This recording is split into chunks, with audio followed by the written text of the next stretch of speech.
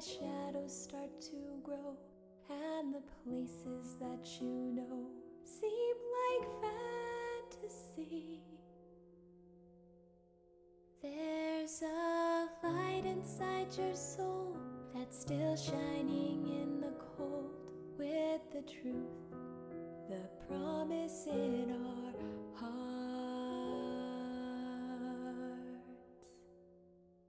Don't forget, I'm with you in the dark.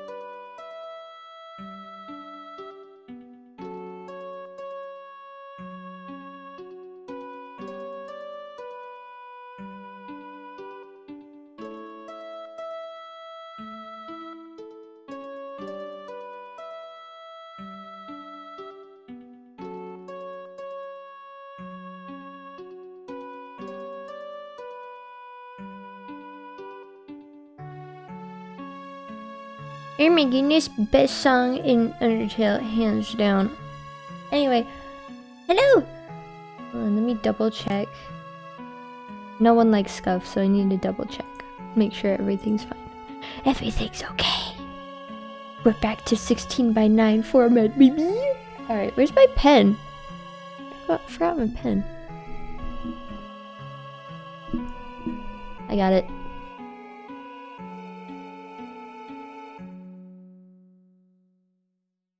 Oh, also, just a little by the way, I have Wondershare open in the background because I'm still trying to split my In Stars in Time VOD into 3 pieces. But this is the 3rd time I've tried to get the first part of 3, and it's crashed both times.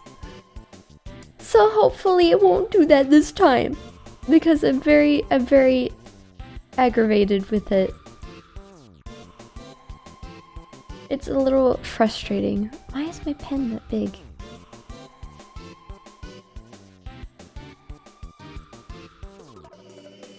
Anyway, we're carrying on with our tradition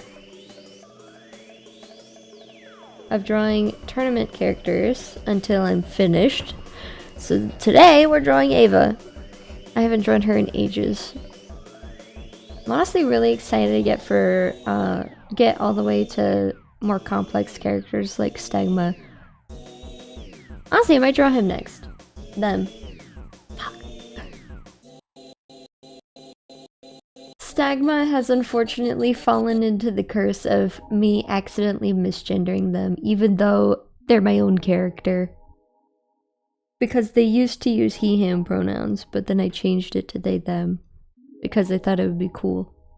And I was right, it is cool. But I keep forgetting! And it sucks! But anyway, we're drawing Ava today.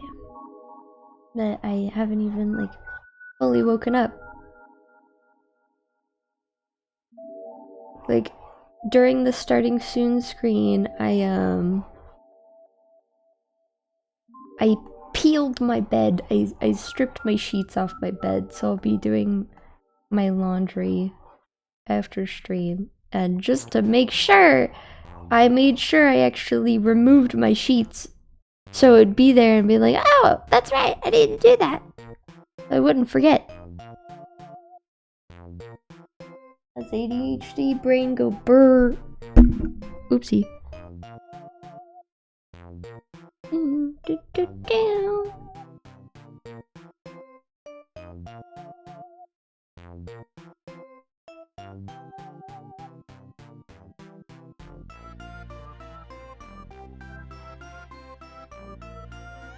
I don't know what I'm doing.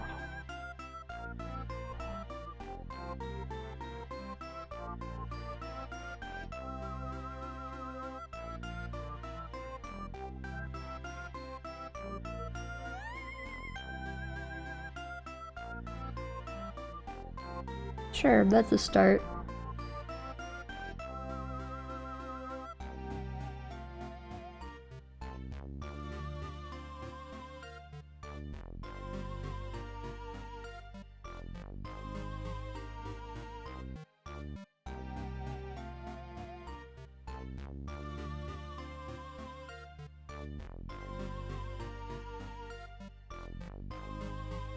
Oopsie. I always forget about that brush.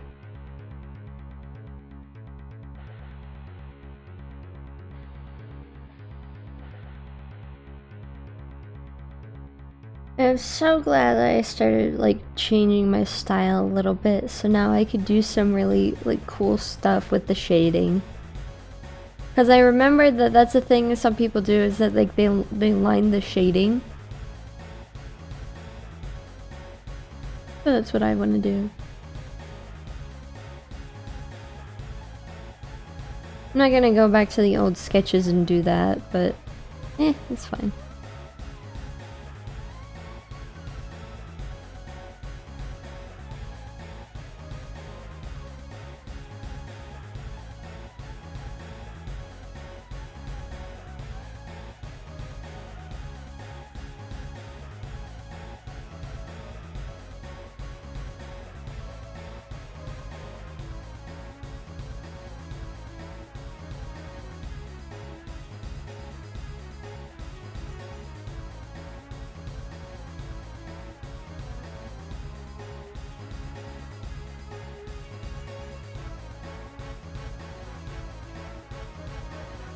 I need to fix her nose.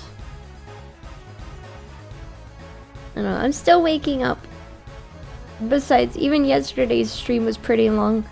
6 hours is also long. It's not nearly as long as 18 hours, but it's still pretty long.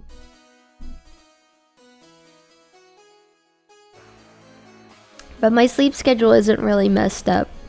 Not really. It's very much fixable. I also may be a little distracted because I'm gonna keep checking Wondershare to make sure that my my video doesn't like get all messed up or anything for the 3rd time.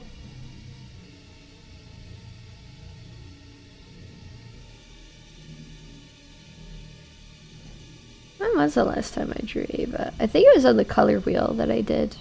That was a while ago. I think that was August. It's been a while. I haven't drawn Ava in forever. I don't like this. Hold on. We're starting over.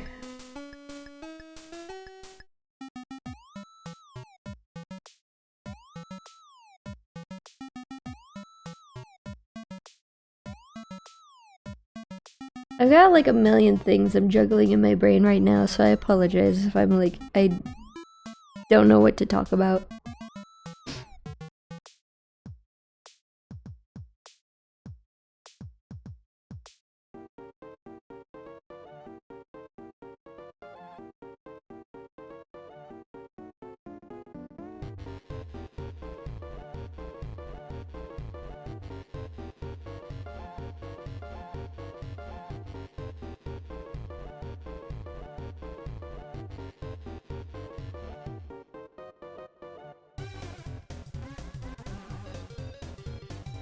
I guess the easiest thing to start with is a portrait, a little bust.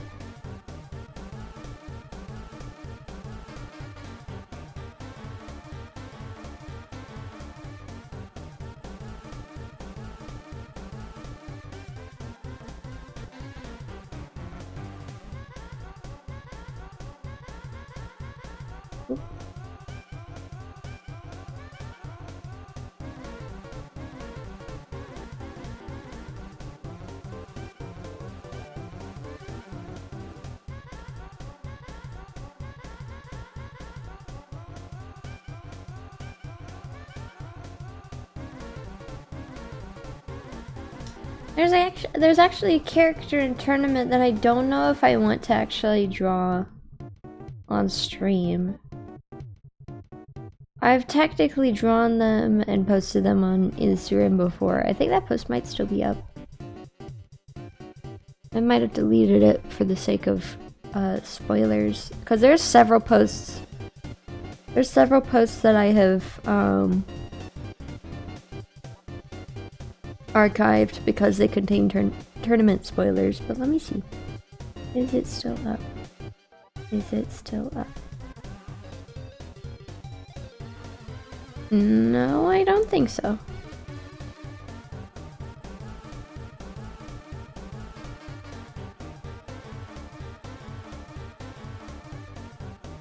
Doesn't look like it.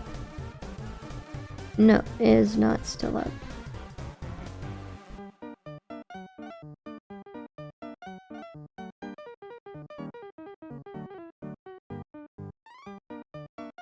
I love this drawing from 2019. This is a good drawing.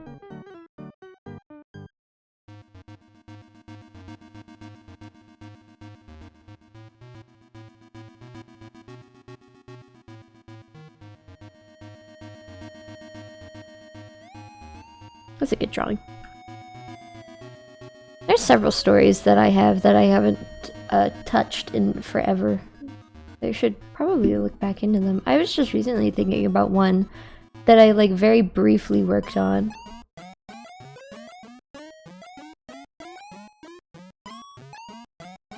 Might do a mild revamp, like just like clean up the story a little bit and then disappear from it again. Because I can't focus on anything else right now. Because I actually have something that I need to make now, and it's Last Light, my game. I'm so excited for that though. And honestly, I've been playing so many RPG Maker games because I'm like studying how they've been made. So I can like have a bit of inspiration for my own project and how to incorporate like plugins and mechanics and stuff. It'll be mostly just like simple stuff since it is inspired by classic RPG Maker horror games, and those are all fairly simple. But still. And one important detail about classic RPG Maker horror games is most of them have like very little exposition. I think like the only exception is Mad Father, and I love Mad Father. That game is amazing. But I don't know if I want that much exposition in my RPG Maker game. Not to mention I also have to work on the art for it, and that's gonna take a little while. I already started working on the sprite for the main girl, but that's taking a while. And I don't know what other sprites I have to make. I know I'll have to make like the backgrounds and stuff, as well as other things, but like it's gonna be a while before Last Light comes out. And I know it. I already know it.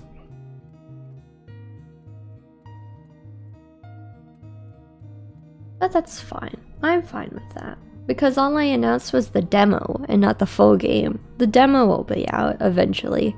Hopefully soon. But I still need to work on the actual base game. Speaking of which, I need to fix the main room. And I think I may just remove like a lot of the... Like, I may replace like the intro section with a cutscene instead. Because I've recently gotten more comfortable with animating things. I mean, look at my new PNG tuber. That's so much better than my old one. It has so many more moving parts, and I feel just a lot better about my skills.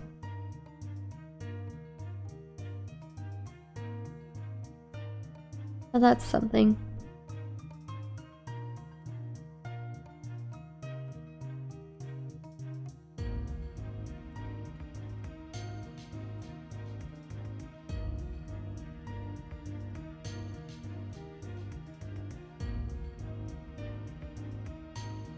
Aside from Last Light, I think I should probably talk a little more about Tournament. A little fun fact about Ava is that she used to have a mole over here. And it honestly was like the cherry on top for her design. But I always forgot it whenever I drew her. So I just kind of removed it because that's such like a big thing that I kept being inconsistent about, and it frustrated me. So I just up and removed it instead of keeping it.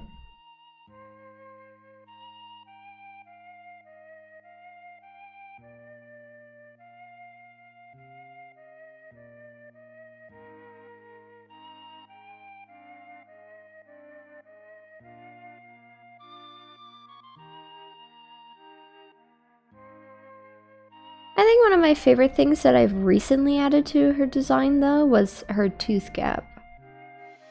As well as changing her fangs to curved, so she has more of an Oni-inspired appearance.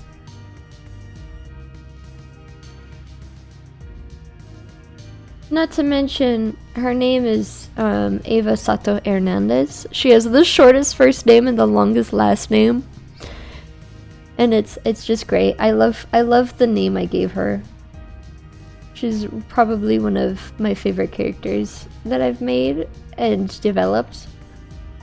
She's changed in some good ways. Her design has changed the least, but her everything else has changed the most.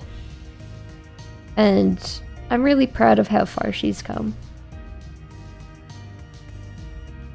Really, same thing with the other characters, but like I just feel like Ava in particular has had a lot more like good changes. Honestly, Annie may be in that same category because I hate admitting it. I hate saying it out loud, but I used to infantilize them quite a bit. The best explanation for why was because I thought that was normal. Because I had been infantilized so much in my life, and Annie used to be a self-insert character. I know, like, that doesn't seem so likely since they're so different, but they've changed because I've made them into their own character in person, instead of keeping them as my self-insert. And I have cultivated them in a very good way as well. I hope these characters become ones that people can really, really like.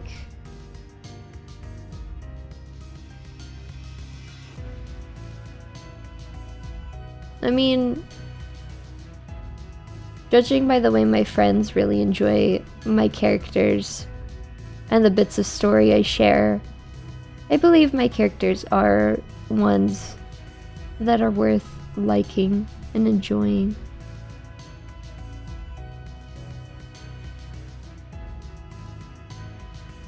And I'm glad to be able to start really like bringing life to my ideas, bringing life to my projects, and really just finally doing what I had always dreamed of, making things for others to enjoy. I'm really happy with that. Really happy. I'm really proud of how far I've come. And how I've defined myself in my way.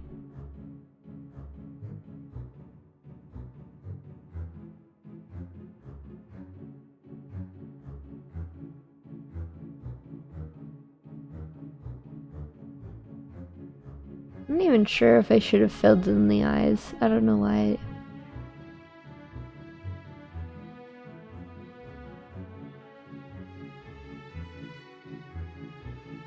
I'm putting so much effort into this for no good reason.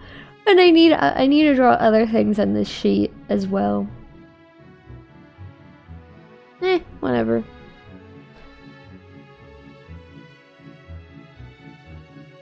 Shit happens.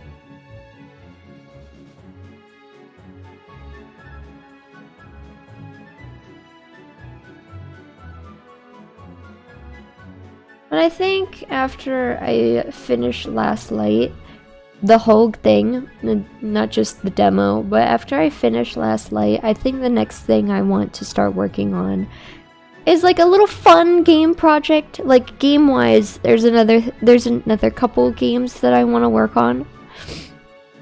Not to mention I have bigger plans for Last Light after I finish this version of it.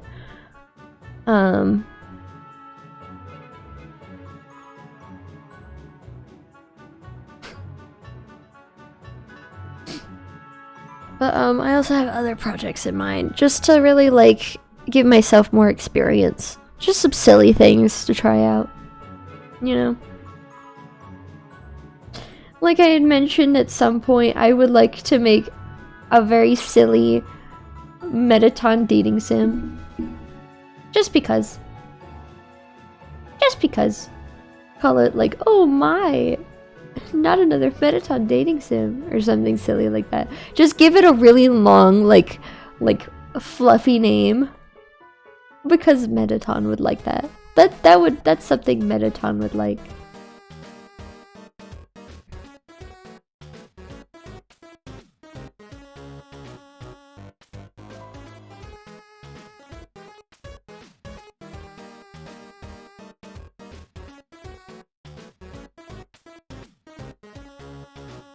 Ive has always had uneven horns, but I had never been super like consistent with like how uneven or how they're drawn.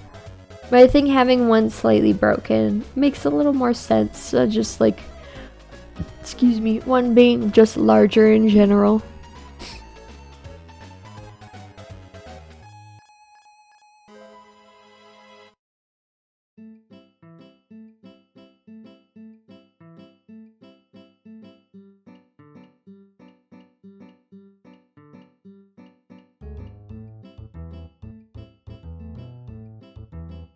Also, I'm really excited to make music for Last Light. Because I haven't touched any sort of like musical anything in years. But I wonder how I can figure out how to make music for that in particular.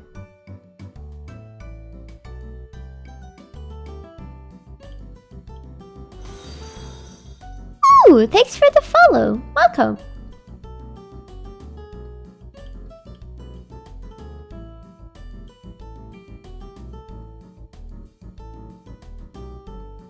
How are you doing today? I'm doing good.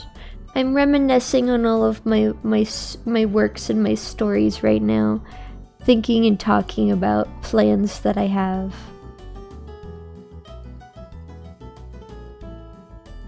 And right now, I am continuing a little trend that I've done where I've been drawing each of my characters from my story tournament. Unfortunately, I still haven't written it. I haven't made the comic yet. It's been in the work for ages, but it's just because I need to revamp the drafts that I already have. But it'll get here eventually. But right now, I've got other things to do before I can really do this one. But it's still fun to really like refresh my brain and draw these characters. Yeah, eventually.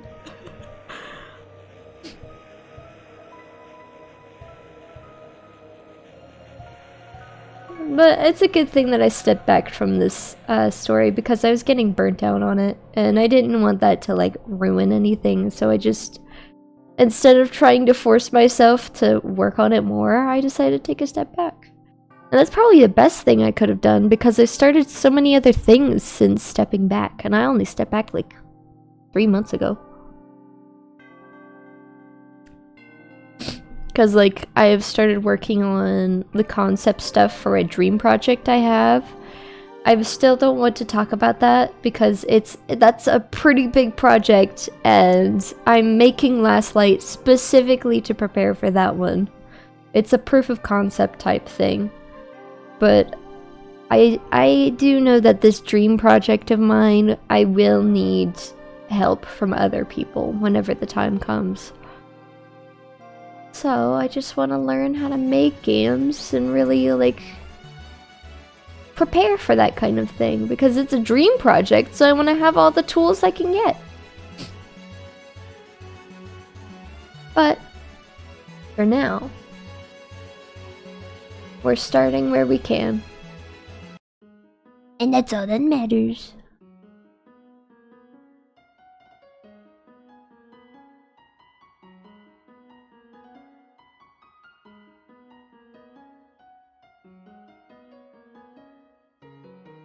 And honestly, since I stepped back from tournament a little bit, I have come up with a lot of better ideas for it.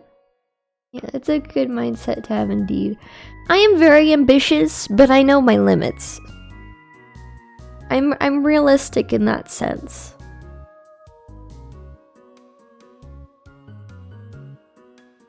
Cause like if you like bite off more than you could chew, you're gonna end up hurting yourself. But if you know your limits and you start where you know you can start, then you can build up to that point that you want to get to. Like I had wanted to like it took me like years to be able to actually start streaming. And I had finally started streaming in May this year. And I'm glad that I took the time to really like better myself before I decided to put myself in like a public light. Yeah, I always test my limits, especially now that I know what I need to really function better. But yeah, don't force it. That's just, you're just gonna end up doing more harm than good if you force it. Because like even starting streaming in May was like really scary, honestly. It was really scary. I wasn't prepared. I wasn't ready for any of it because like I needed to make my previous PNG tuber, but I hadn't yet. And I had my really shitty live 2D VTuber. And it was a little nerve-wracking, but I did it and I'm proud of myself.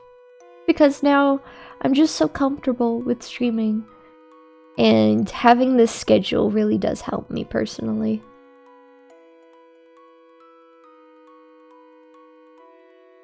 It's nice. Taking those leaps of faith is sometimes something you need. You gotta be willing to break a few eggs to make an omelet.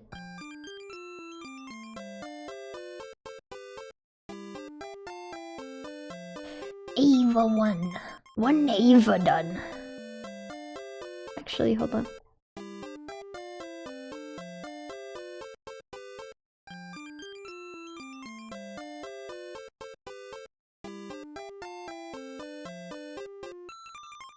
And now that I've warmed up a little bit, I think I could actually draw something a little better.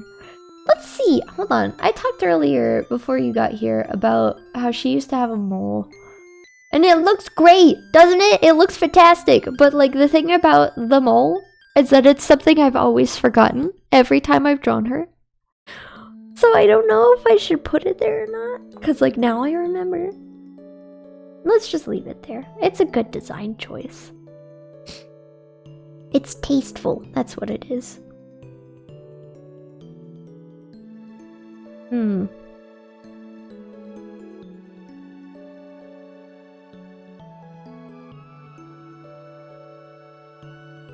Honestly, hold on.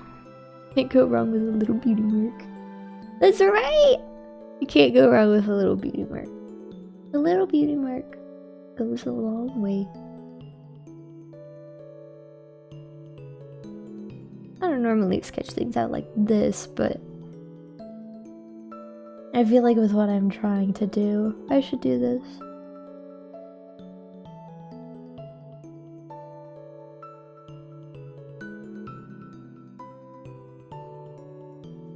What am I doing? Bad line. Bad line.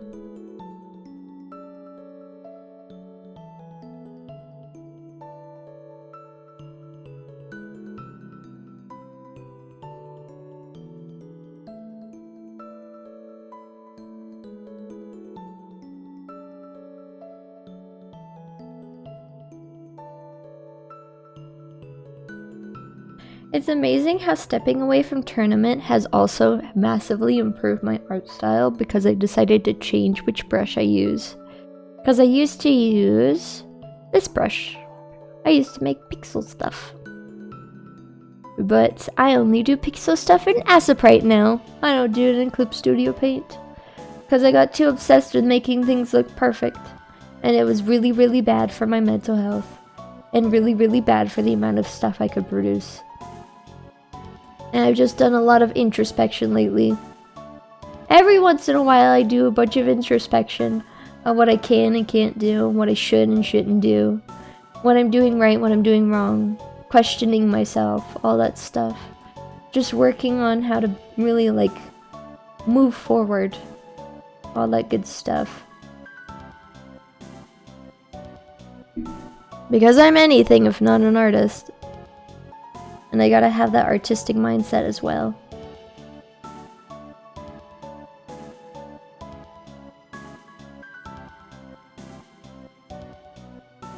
And I am hella stubborn.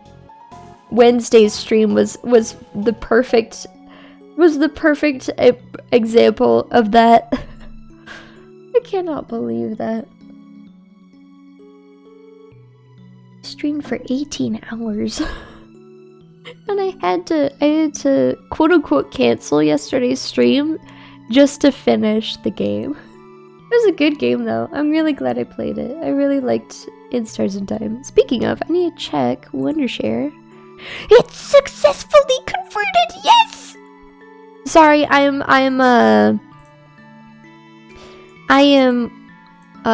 hold on. Oopsie.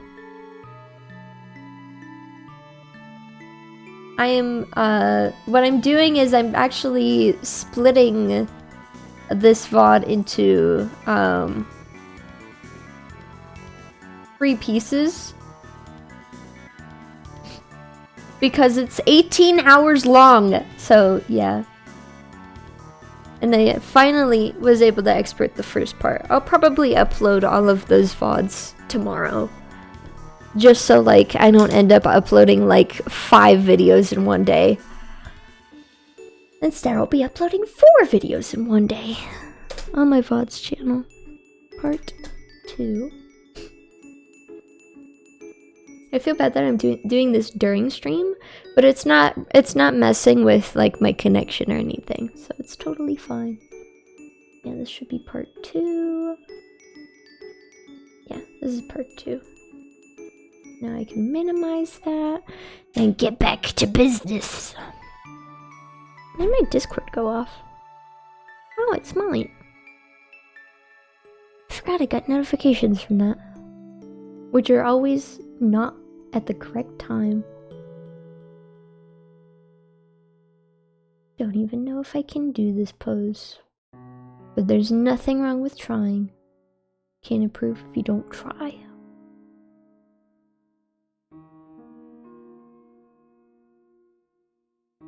My Instagram is blowing up though.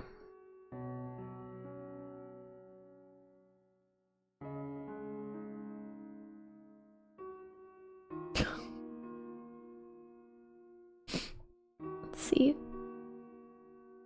Yeah, who knew it'd be so difficult just to split one VOD into 3 pieces?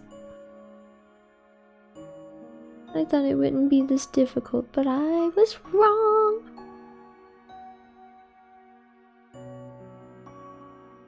I mean, those VODs are still up on Twitch, obviously, but it's not 4 VODs. It's only 2. One of them's 18 hours and the other is like almost 7.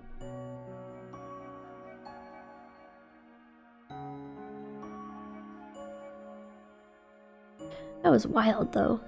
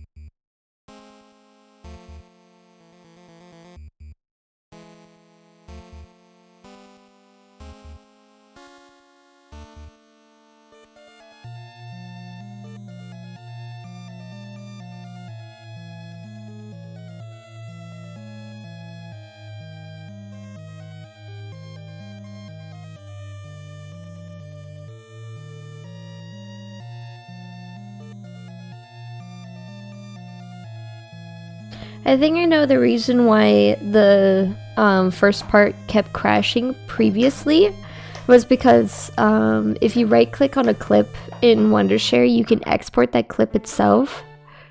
But I guess because it was like 6 hours long, I guess Wondershare was just like, oh, this clip is too big. We can't export it. So, yeah. But that's not a problem anymore because now we're on part 2.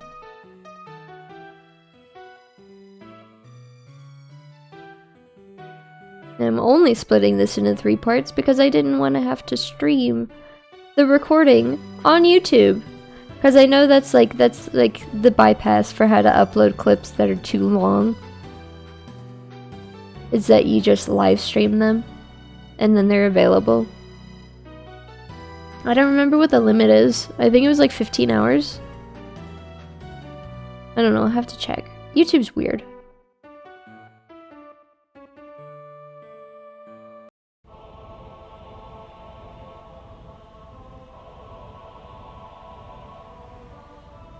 You know, normally during drawing streams, I tend to talk about Undertale and Deltarune a lot because of the fact that I'm playing Undertale and Deltarune music. I don't really feel that. I don't really feel like that right now, which is nice. I get to focus on my own stuff. I've got my own projects to work on. Speaking of projects I'm working on, I'm also knitting a scarf. It's my second scarf that I've knitted. I'm very excited for it. It won't be too short this time. And I made a scarf with some old yarn before, but it's like it's too short and the tassels are shitty, so I'm making a new one. And this one is with new yarn, and it's super, super, super, super soft.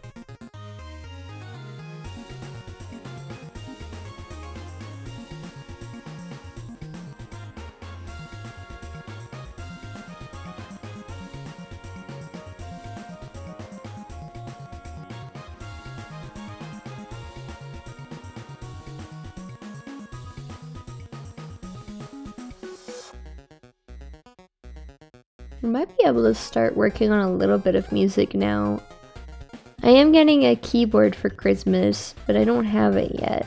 It's for the first time in many, many years, my parents have decided that we're not unwrapping Christmas gifts until Christmas. And I know that's a few days away, but I want my keyboard now. I want to make music now so I can start working on that.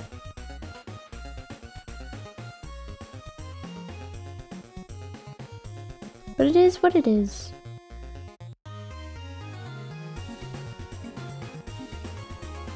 Yeah, erase these.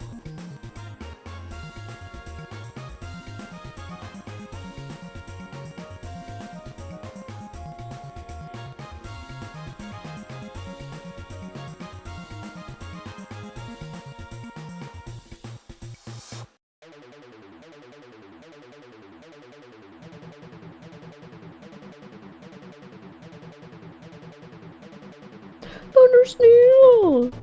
I love this song.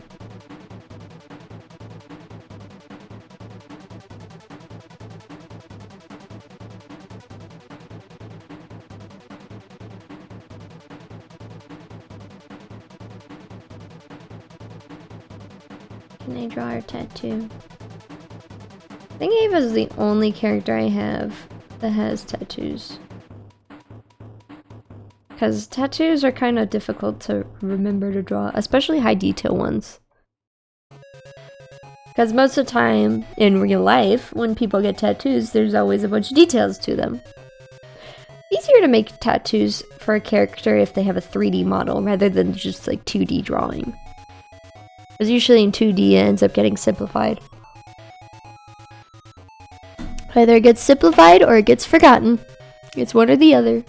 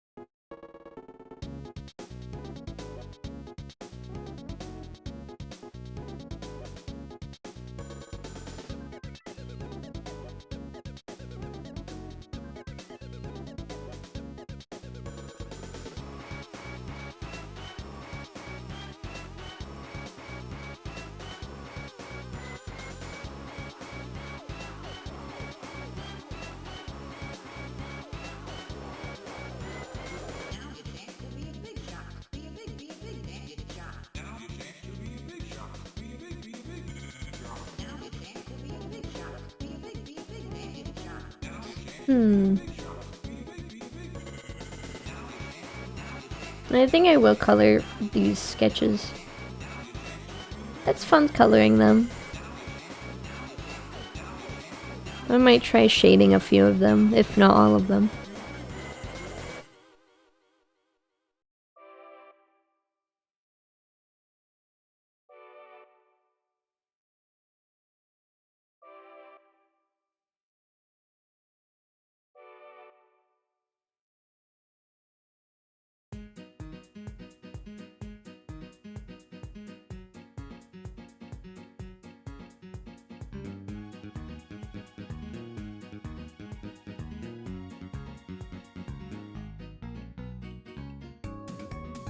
You know, I was thinking, I always mention this, like, at least, like, randomly when listening to either Mettaton or Spamton music, but it's amazing how that little guy, Spamton, managed to surpass Mettaton in the sheer number of songs that he has, that they have. Because Mettaton has 7 songs, and I believe Spamton has 8 songs. Which is pretty crazy. He just shows up and he's all like, hey buddy, give me your shit, give me your money. And then surprise, he's like the most interesting character ever, and he has like 8 music tracks. I hope the other secret bosses will be that in-depth, because Jubal was fun, but like they got no real screen time. Which, that's also cool in its own way, but whenever Jubal and Spamton are in the same game, it's hard to not make comparisons, especially since they're both secret bosses. My nose is stuffy. I don't like that very much.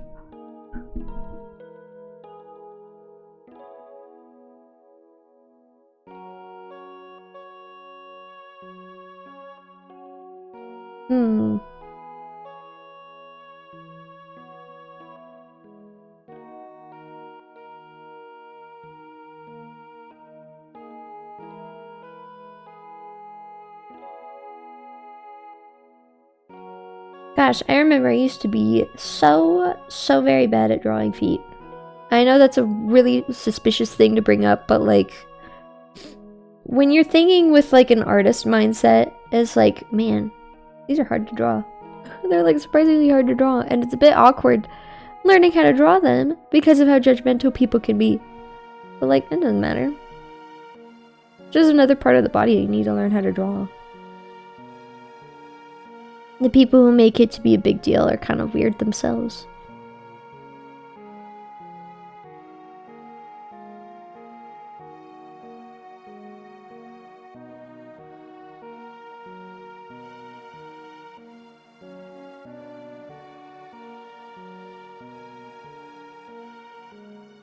Besides, I don't care.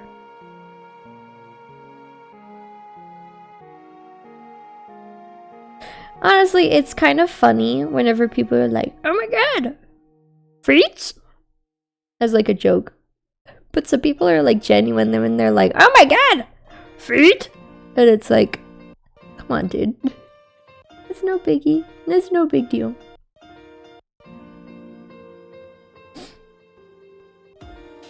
I have my own complicated history with my own feet, so like I'm very indifferent about the body part. I really don't care.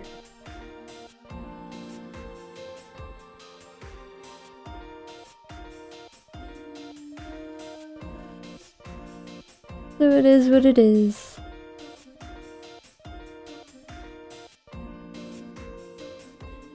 It's just like, it feels like the whole like feet thing started as like a joke, like, oh my god, feet? Feet are so weird. Like, yeah, I get it. It's silly. It's silly. But then some people, you know how the internet can be, taking things a little too out of proportion. And yeah, it's just how it is. Sort of silly, but people can be really, really weird. I like it when it's a joke, though. Silly. Just silly, lighthearted fun. Like George, my most frequent chatter, he tends to make that joke anytime I'm drawing feet. He's like, ah, the dogs! They're out! And it's silly. Because, like, it's obviously a joke.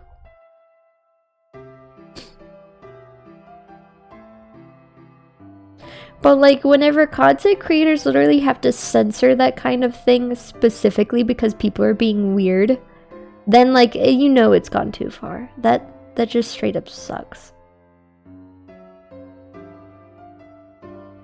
Because it's like, that takes work. Editing things. Especially moving things, like censoring things. Like that sucks.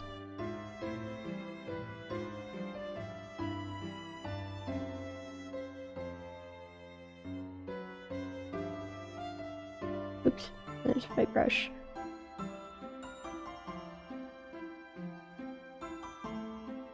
Like, I remember taking life drawing, and one of the assignments was to draw, it was a homework assignment. Most of the time we do stuff in class, obviously. But as homework, we had to draw 5 hands and 5 feet. With reference, obviously. And I remember everyone was like, ooh, at the feet part. And even our teacher was like, yeah, I know it's weird, but like, it's important, so do it. And so we did, and it is important. And I got a lot better at drawing hands and feet by doing that. So, yeah.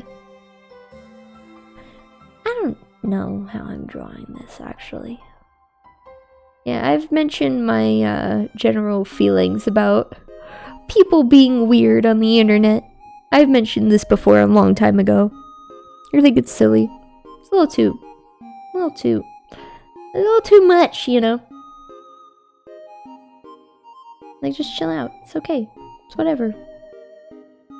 Yeah, some people are weird, but like, that's just how it is.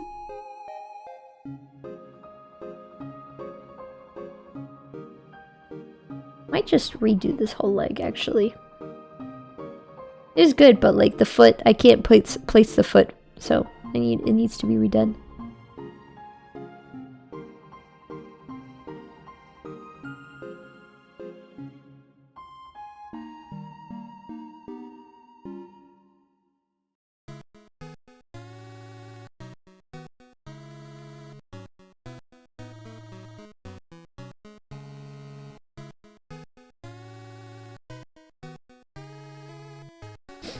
Excuse me.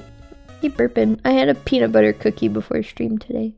So I actually think I will do this. Just because like this one's gonna be flat, so it makes sense for this one to be a little arched.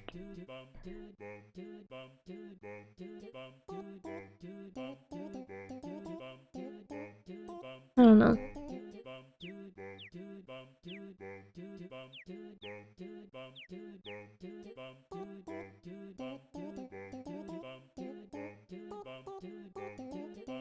I wonder how Ava would look with acrylics. She's not really that type of girl, but like, I think it would be fun to see how she would look with acrylics. Just black acrylics.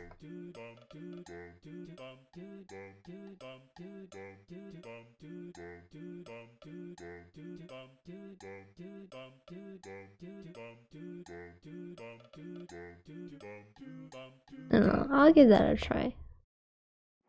I think it'd be fun.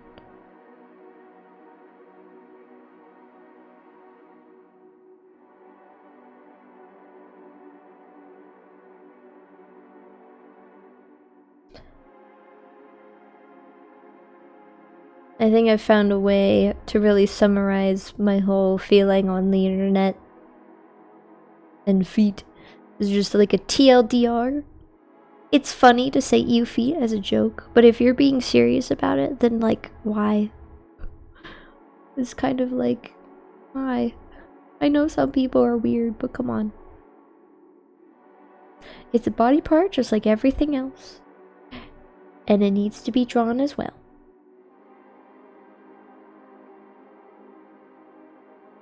Because you can't get any better at it if you don't draw it. If you don't do it, you can't get any better.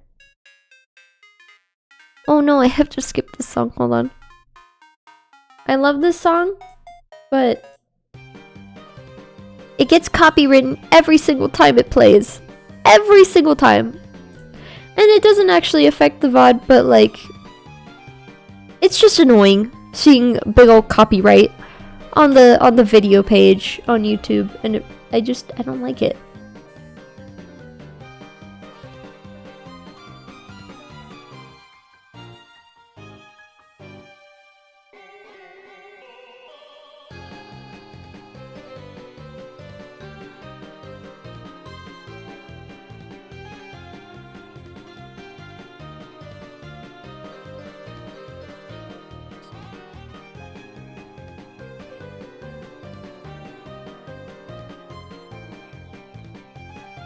Actually need to fix this a little bit.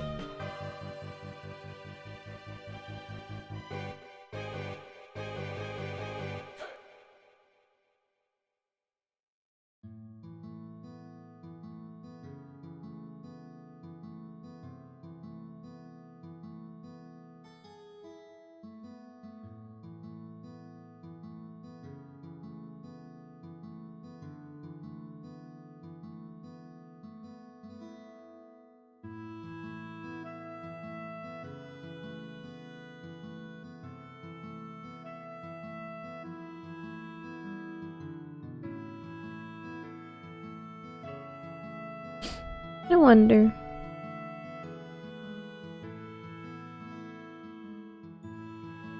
I've drawn Eva in a dress before. That's something I've done. Like, let's see. I believe...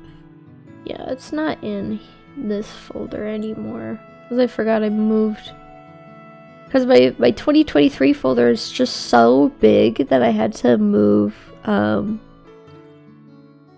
had to move like most of them to my hard drive already, when usually I do that at like the end of the year, beginning of a new year. But not this time. See, where is that? Where is the color wheel? There it is. I love this drawing. I don't draw like this anymore, but like I still love it, and I drew her in a dress. Excuse me, but no acrylics. But anyway, I need to open up a different drawing as reference.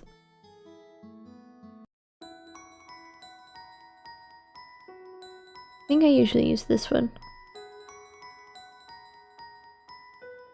There we go. That one's also outdated, but whatever. It is what it is. It'll be good for colors.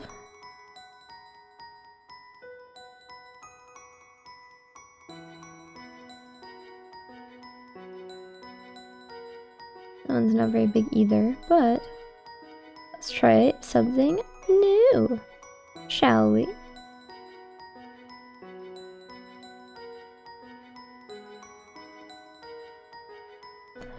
What I want to do is pointing down. Normally, I can draw a head pointing up pretty easily, but I never really draw any heads pointing like down. I think it would be fun to try.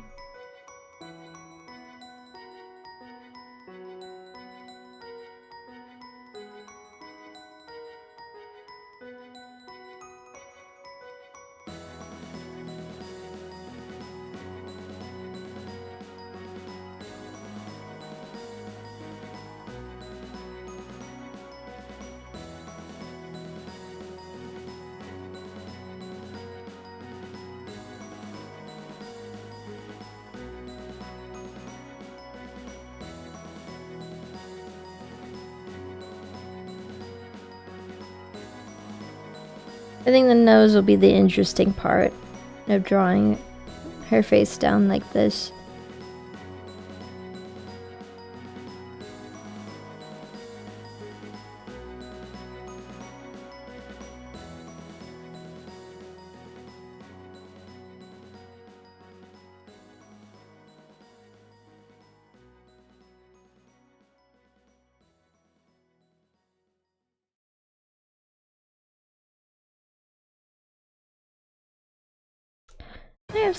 I have some ideas. I'm gonna work on Last Light a little more after stream today. Because I have some ideas that I think I can finally incorporate into the demo. I'm pretty excited to keep working on that. Because every time I see someone like the poster on Instagram, I'm like, I need to work on that right now. And like, I know I don't actually need to like really like get on the ball for that, like rush through it, because that would just make it bad. But it is my first game, and seeing people like excited for it, I'm just like, I need to work on that.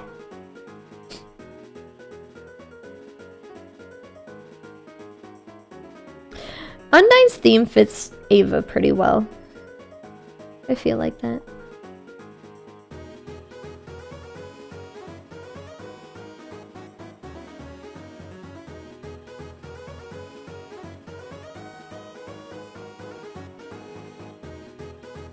Honestly, I might not even have to draw this other eye, considering what I want to do.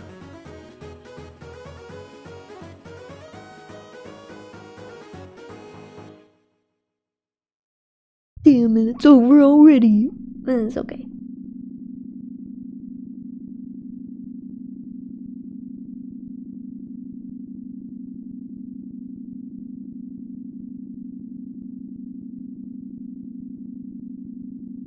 Wow, best song in Undertale, hands down.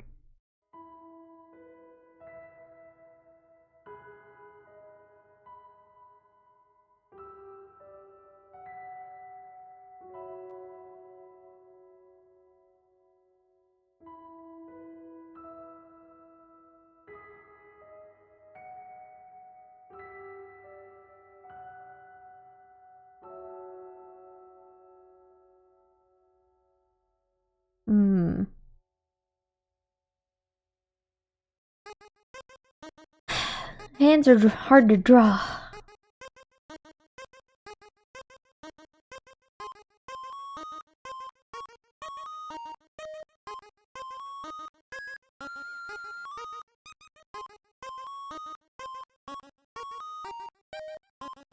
But like if you keep in mind where the knuckle is, then like it's kind of a bit easier.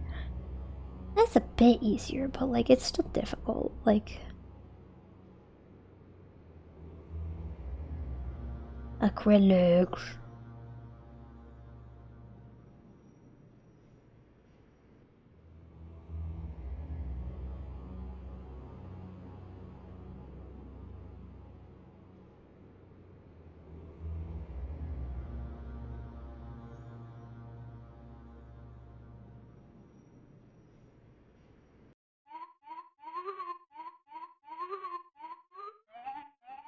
Oh, how festive.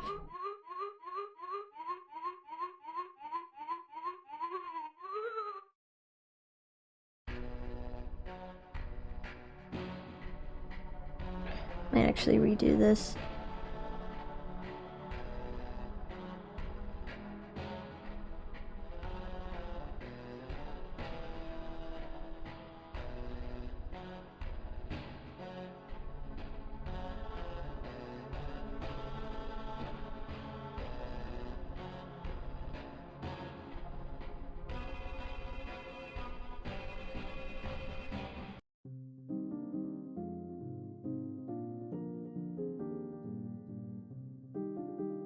There we go. That's much better placement.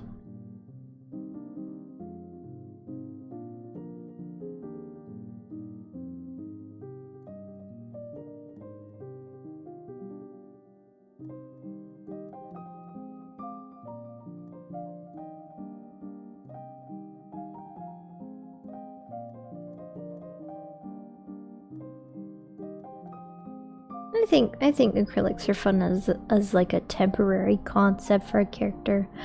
Like maybe she's getting ready for like a fancy party or something, and like she decided to put on some pretty press-ons just to look nice, and the moment she gets home she just rips them off, which is not good for your nails. It's not good for your nail health, but I don't think Ava would care. I don't think she would care that much.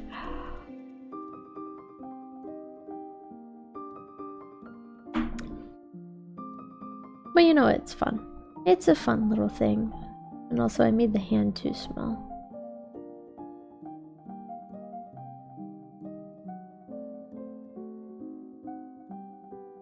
You can put it like there and then sharpen it. Which I discovered sharpening is so very nice whenever you're doing stuff like that. Cause like I used to like use like zero anti-aliasing in my works. You can literally see it in like all of my old stuff. Like there's no anti-aliasing, it's all pixelated.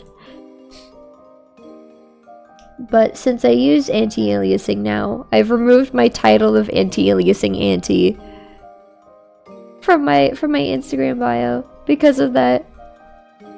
I used to hate anti-aliasing, but I've decided that I'm willing to forfeit my title if it means improving my artwork. I think it was a good call.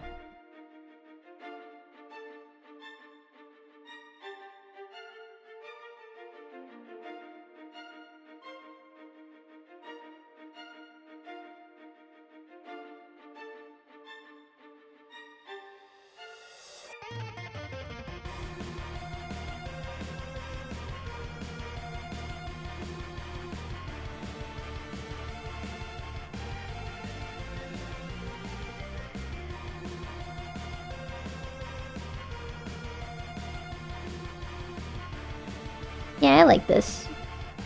I like this a lot better, actually.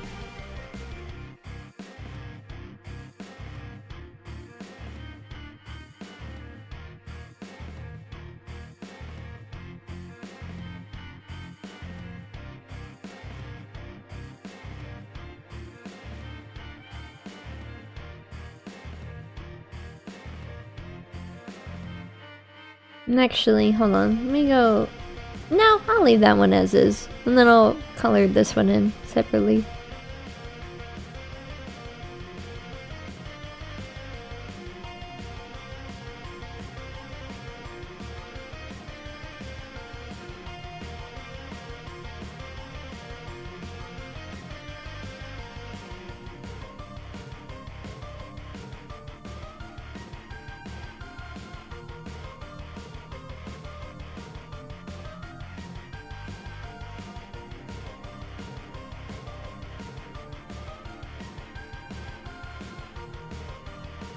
I miss drawing Ava. Every single time I draw her, I'm like, yay, Ava! But like, I don't draw her often enough. I usually draw other characters instead. But unfortunately, like, I can't really work too much on tournament. So, yay, Ava! For now! Who knows when I'll draw you next?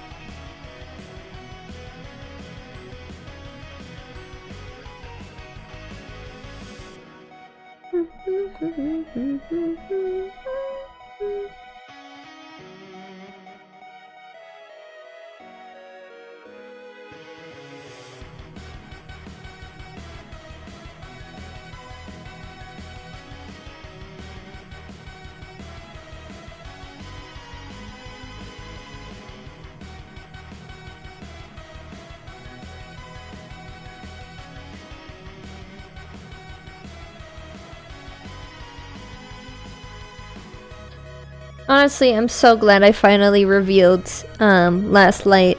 I know I've mentioned that, like, I'm a bit nervous about, like, having people actually anticipating this. But, like, that's because it's never happened before by people I don't know. That's never been, like, a thing that non-friends have been excited for.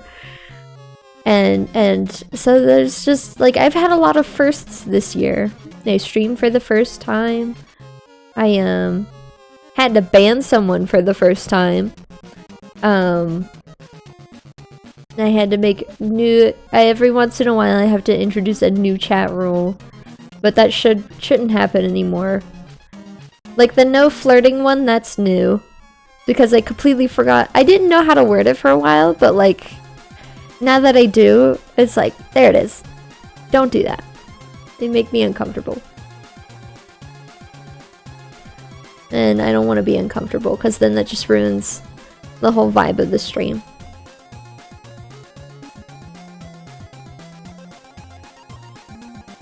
But anyway, like I also started working on a game for the first time. That's also a first. Let's see. I learned how to knit for the first time. What else? What else have I learned?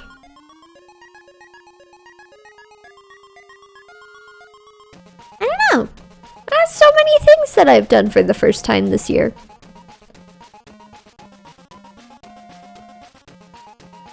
Oh, and the most recent one, I've learned to like truly like actually genuinely love my voice for the first time. And I know that sounds like really weird, like you're a content creator. Your voice is like the most important part of content creation. But the thing is that I originally did that because I felt like I had a useful voice. I felt like my voice was useful. And I did always dream of like doing voice acting because of how useful my voice is. But I never like genuinely loved my voice until yesterday actually. Why? Because because I have a long and complicated history with my voice.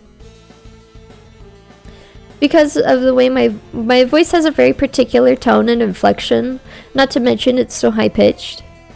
But like I had to go through speech therapy as a kid. But that didn't work. It didn't help. In fact, it hurt me because the whole point of my speech therapy was to lower the tone and pitch of my voice so that other people could understand me. And I had to strain my voice to do that. That's why sometimes I kind of default to lower tones. Even now, at 22 years of age. It's been almost 2 decades since I started speech therapy. I started it whenever I was really, really young. But like doing that, it's exhausting and uncomfortable, and it hurts. But now that I'm an adult, I don't have to do that anymore. And my voice isn't as destroyed this time after doing that sheer amount of voice acting I did, voice acting and narrating, specifically because I consciously try to not default to the deeper tones because those strain my voice. I've been learning to accept my voice for the way it is. Not as a tool, but as my voice. And it feels good. I do have a unique voice, and it's mine. It's my voice. And I'm proud of it. I'm finally actually genuinely proud of it.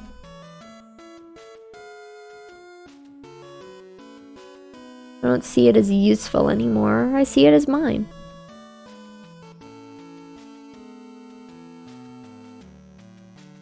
And the moment I start doing that is the moment that I should be able to start improving even more at the things that I want to do.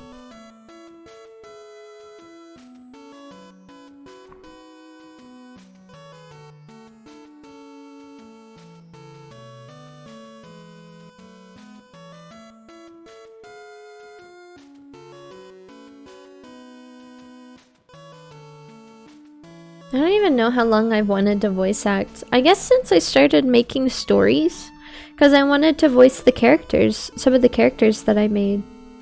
I want to be the voice of Annie. I want to be the voice of other characters of mine.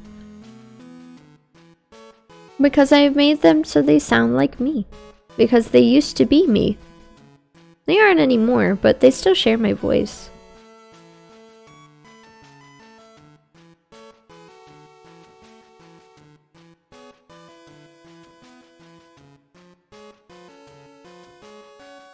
So instead of seeing my voice as useful, I see it as mine. A unique voice that's been through a lot. I didn't even mention why I went through speech therapy or why my voice is like this. I was born with a cleft palate. That's it. That's all there is. If you don't know what a cleft palate is, you've probably heard of other types of facial clefts like cleft lips. Like, a cleft lip is much more common than a cleft palate, I think. Or at least it's more commonly known.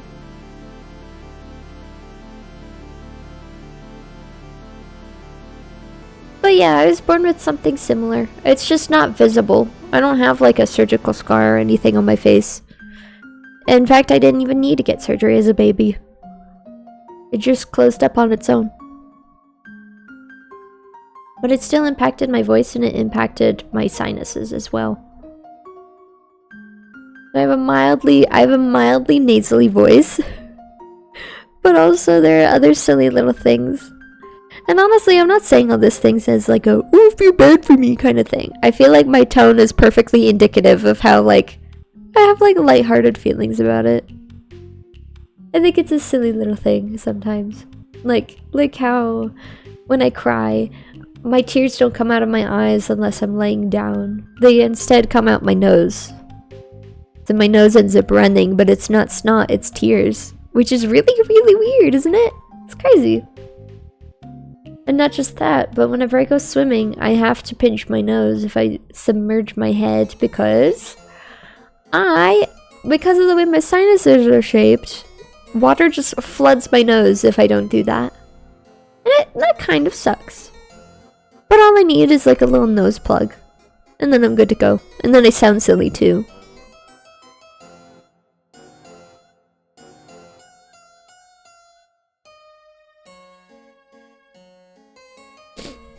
But it is what it is. At least I don't get sinus infections.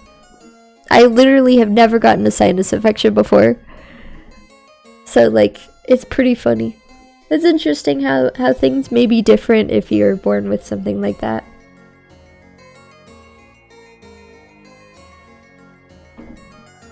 But then again, that's like nothing compared to the fact that I have a hypermobility disorder as well. It's so silly. I know most people wouldn't be like, oh, it's so silly, like I am, but for me, it's silly. It's interesting. I like when things are different. I like it whenever things function differently in certain ways because it's just interesting, you know? I find things to be fascinating. I like it when things are different because it adds variety to the world, and it's just fun overall.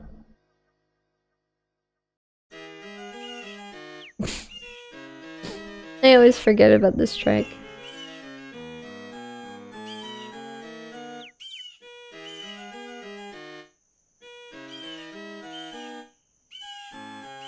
I sharpened that one bit a little bit, but it's fine.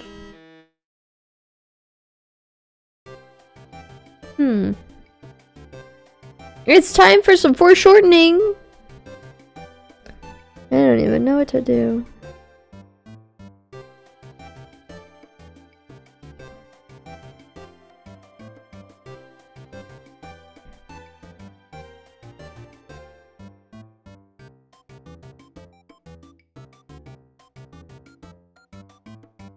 I don't know what I'm gonna do for foreshortening. I wonder. Actually, now I have an idea.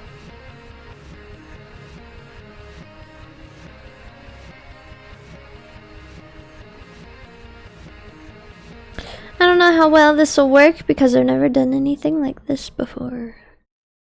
I mean, I do foreshortening all the time. I do perspective stuff pretty often. God damn, that's bad! Hold on.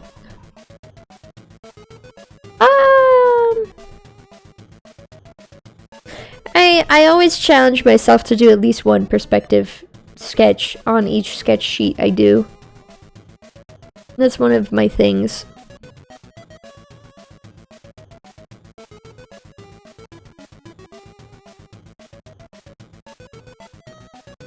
Bad.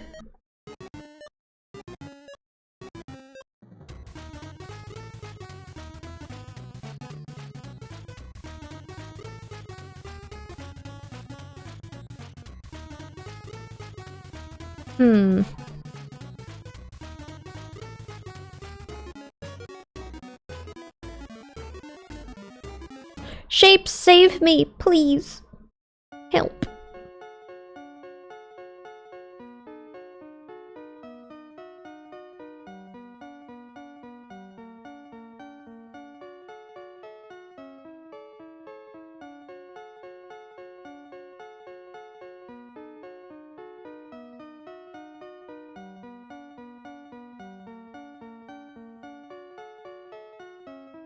Don't worry, no more bare feet. I'll be giving her some swagtastic boots. It'll be great.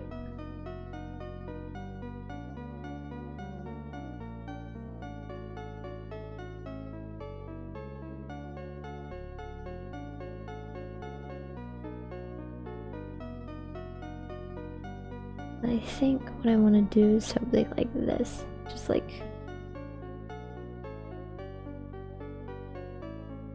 I'm not used to drawing things from this angle. But that's why we're doing it, so we can learn how to do it.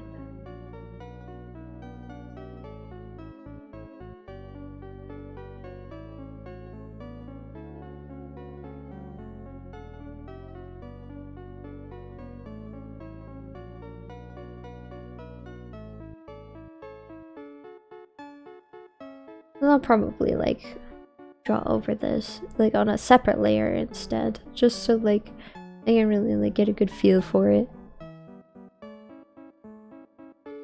because this isn't very good. Actually, I need to like bring all of this down a bit. I guess doing that helps.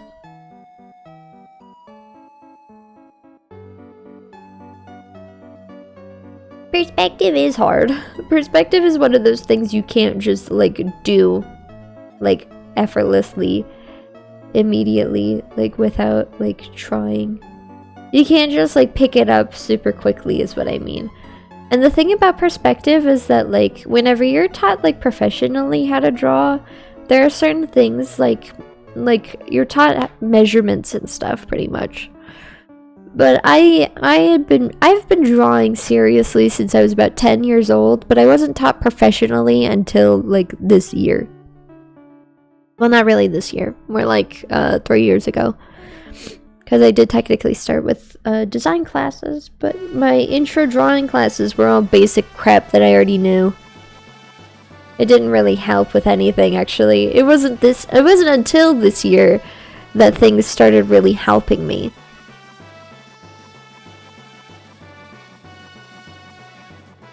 So,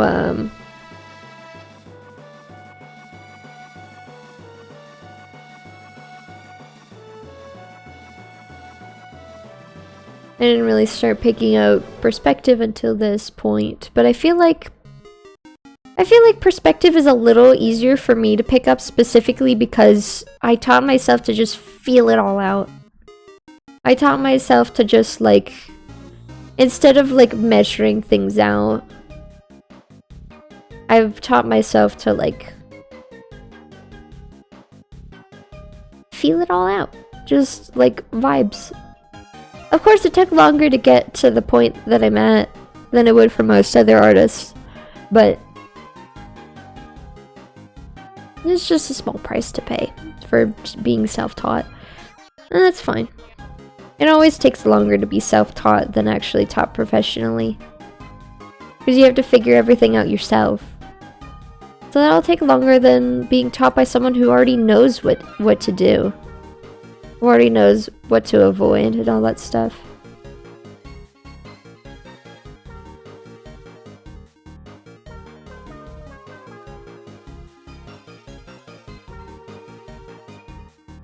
Meow, meow, meow. Meow. Meow, meow, meow, meow, meow, meow.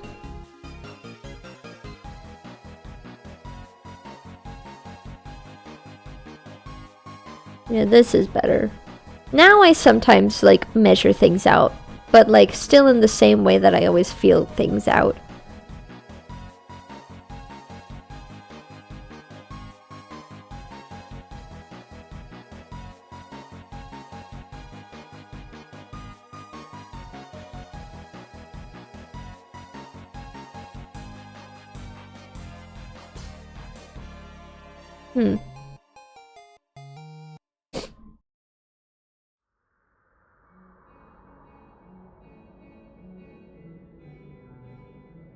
Oh my god, I just realized something. I forgot her tail. I totally forgot about that. I'm not very good at drawing tails, but it's fine.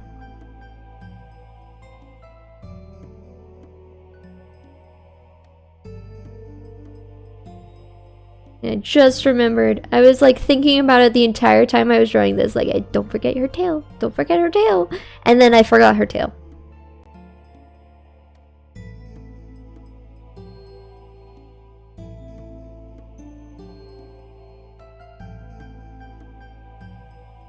I won't forget it this time, though.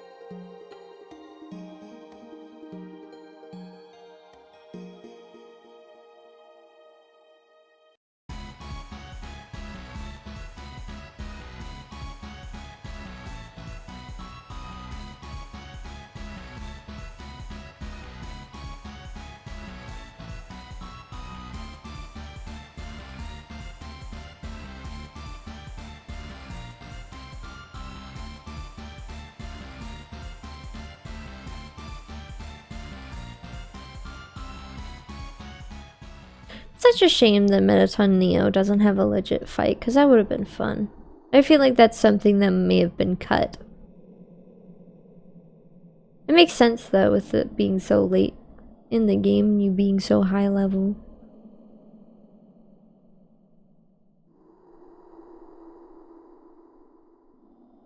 But like, it still makes me sad. I think it'd be fun. I've seen like fan iterations of a fight with Neo, but I don't know. I wonder what Toby would think. You know? Run out of things to talk about myself. Like I've mentioned all I want to mention about Last Light. I've talked a little bit about tournament, a little bit about myself, what I'm proud of, the things I've discovered, all my introspection and stuff. Let's put you in some shorts. I never put you in shorts. I never put anybody in shorts, except for maybe Annie. But I put her in bike shorts because those are easy to draw. I own bike shorts.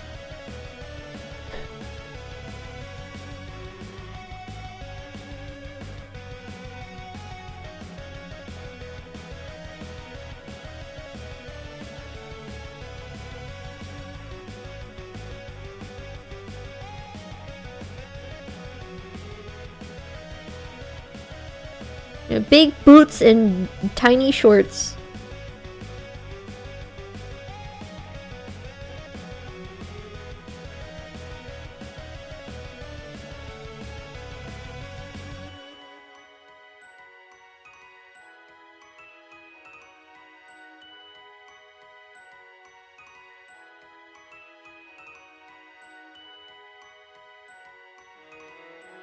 I'm not even gonna lie, even after like just playing through In Stars in Time, I want to revisit it again. I want to play through it again for some reason, and I don't know why. I mean, I could do that while the VOD. Oh, speaking of the VOD, it's okay. Part 2 is almost done. Good.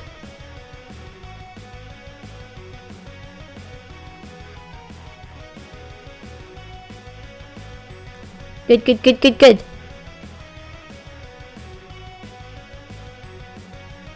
Great thing about drawing streams is that we could talk about pretty much anything. Like on game streams, I prefer to only talk about the game that we're playing, or like topics related to the game, but not like other games, you know? At least not in depth. You can mention like you could mention like, oh, this reminds me of this game, or something like that. But like, no like in-depth conversations about other games whenever we're playing one game. It can break immersion and stuff.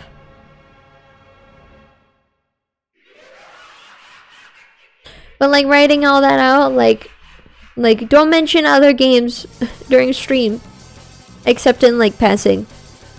But drawing streams are fine. Like that chat world's already big enough as is. That's already a pretty big sentence. But like I feel like I've got some pretty decent rules for my chat. It breaks my heart that I can't just be like, oh, be nice. Like I can't just do that, unfortunately. I wish I could. I wish I could just like put one rule that says don't be rude. But no, I have to be more specific.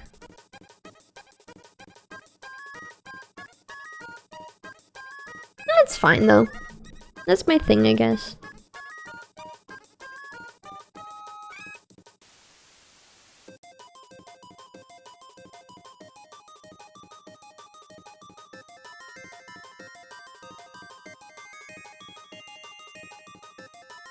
I'm glad people like Last Light. I'm glad people like this.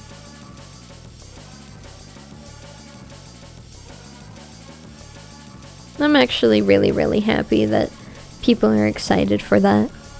It makes me really like feel all warm and fuzzy. People want to see my things, and it's great. They're so excited, and I'm excited too.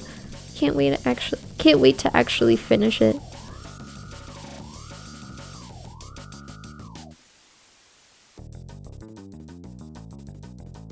should probably save collarbone for later. Every time I draw the collarbone before I draw the arms, it ends up looking incorrect. I don't want that happening again.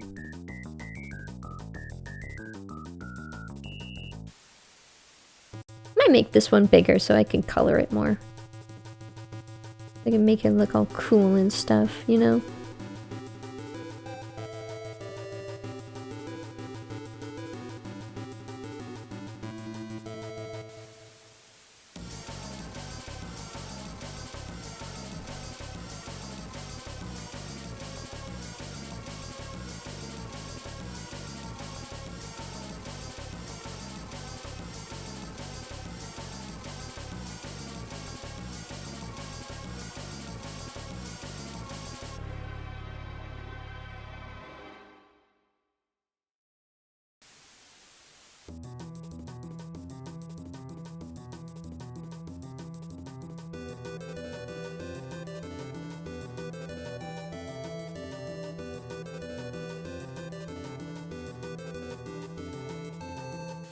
You know, my eyebrows all raised up because I'm like trying to make the face I want to draw. It's so silly. I remember seeing a post about how like artists sometimes make the expression that they're drawing. And yeah, that's true. Not always, but sometimes. Oh wait. Little bitty brows. Actually, hold on. No. Let's make this piece bigger and then we'll draw the face. So let me move this over. Put it over here, actually. Okay. Actually, let's move this over just a little more.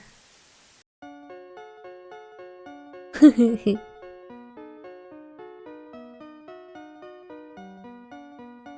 haven't even drawn her top yet. It's fine. I'll draw it soon. I'll probably doodle one more thing over here so the space isn't all empty. Or I might just move this down. Balance out the paper a little better. The canvas. It's not real paper. Oh!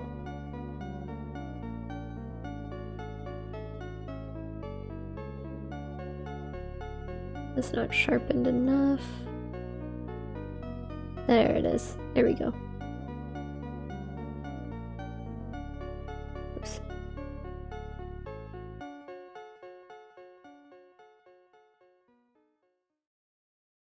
Also, another thing about pants is that they have these things. Or jeans. Jorts.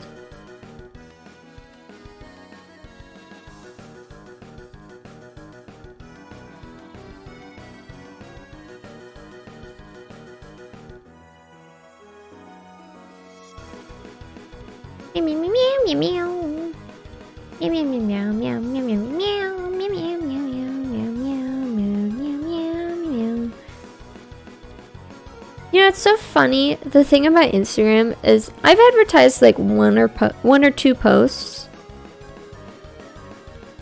but like it's so funny how like one of my more recent posts, Instagram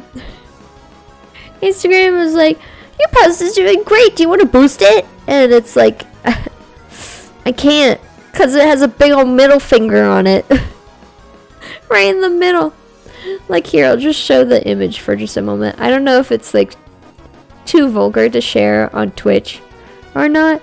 I guess we'll find out. I won't share it for very long, but like... Is this one? Anyway. I don't know, there have been worse things on Twitch. That should be fine.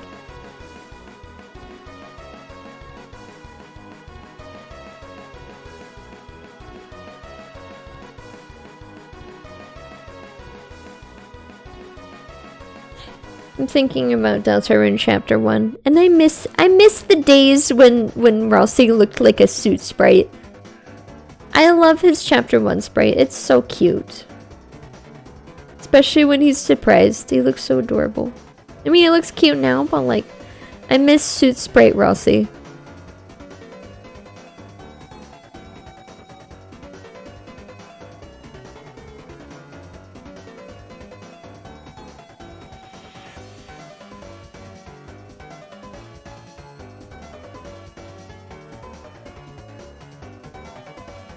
Oh man, Camellia made a remix of this song and it's so good. Cause I like hardcore music, I like speedcore and stuff like that. And it's just, it scratches all the right parts of my brain and it's great. I love it so much.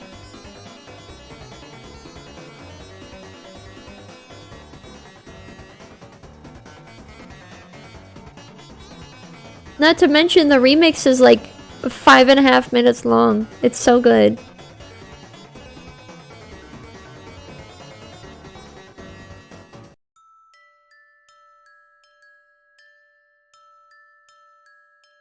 Actually, since arms are up like that, I need to like do this. Because if you know anything about anatomy, you'd know that like this is connected to this. So if this goes up, so does this.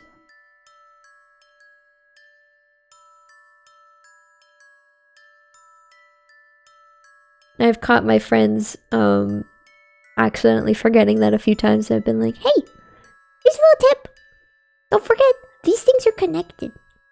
And if you do this, it'll look even better. And then they do it and they're like, oh my god, you're so right. It looks amazing now.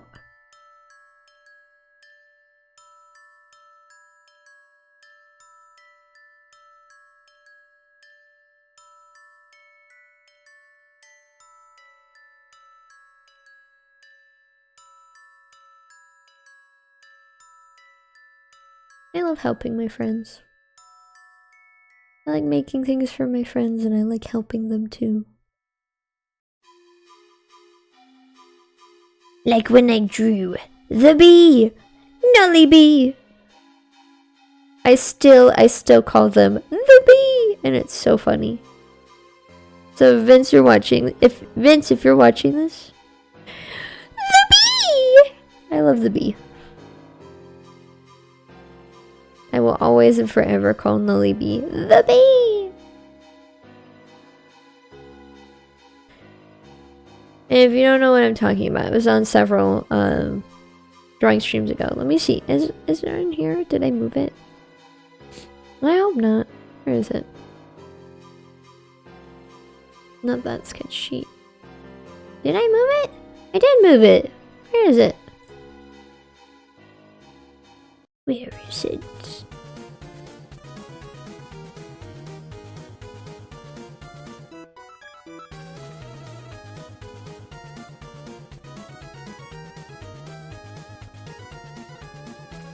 There it is! The bee! Nully bee! Ooh. I keep forgetting that keeps happening. Yeah, Ava jump scare.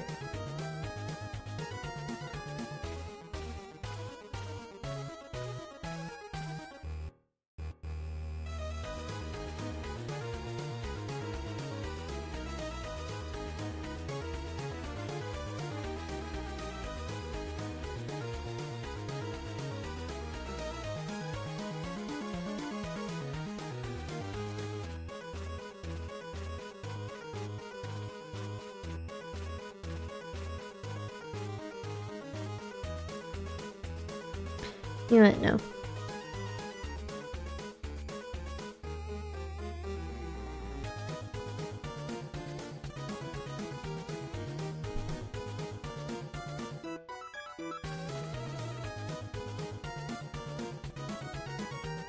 I love how we get to see Mad Dummy / Mad Mew Mew's transition in real time. It's so fun, so sweet, so cute.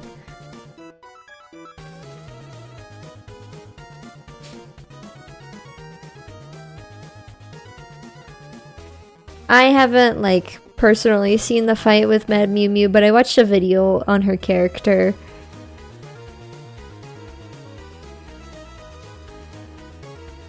And it was a really good video, an analysis on her whole thing. Ah, no!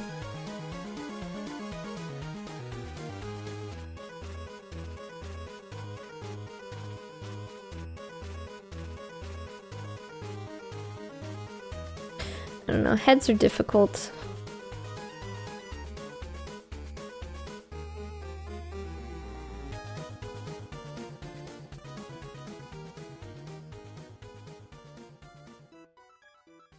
The head's too small though. It's too bitty and I don't know how to fix it. Because I don't usually draw heads from this perspective. Maybe I should just try angling it a different way. I don't want to though. That's the problem. I don't want to.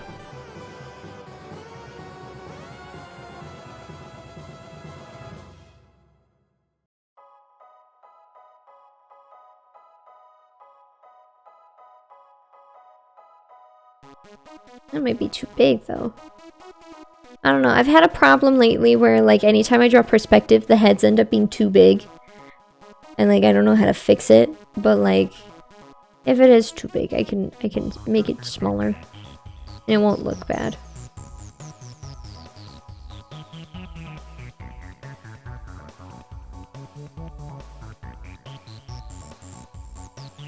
Just need to figure out how to place it is the thing.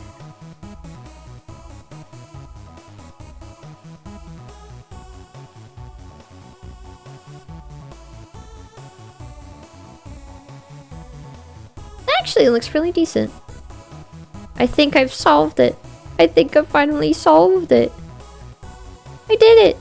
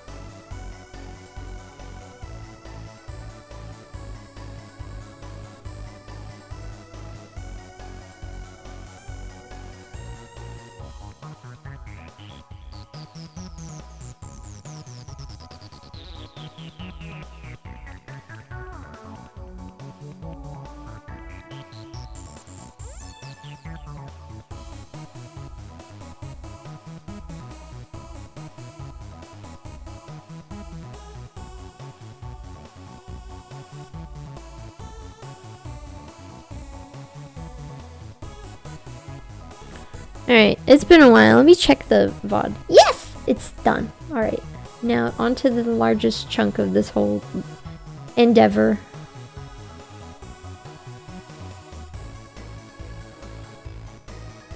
Wait, no, this is the biggest chunk.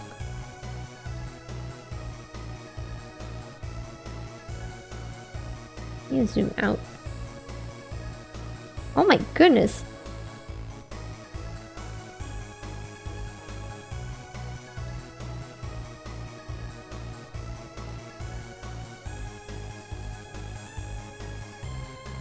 I didn't upload the wrong piece, did I? Because I believe this is the second piece. Hold on.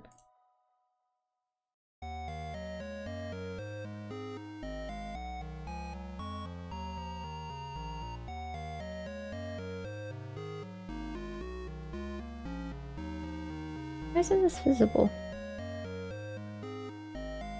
Hold on.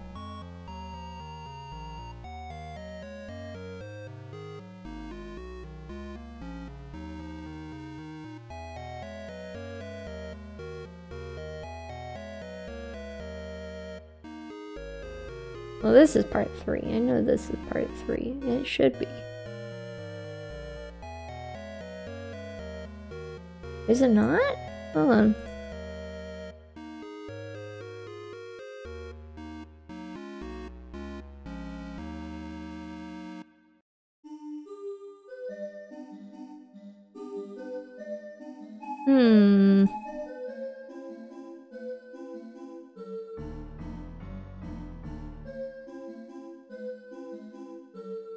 No, this was the final part.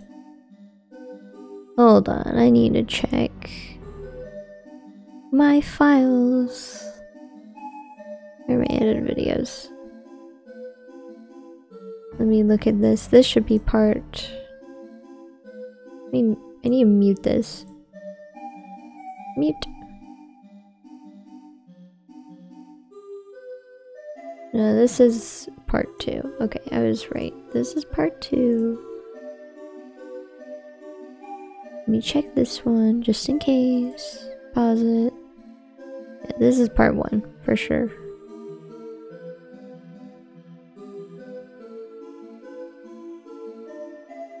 Why is it cut off there? That's fine. Yeah, that's part 1, this part 2, and this should be part... Yeah, this is part 3. Okay.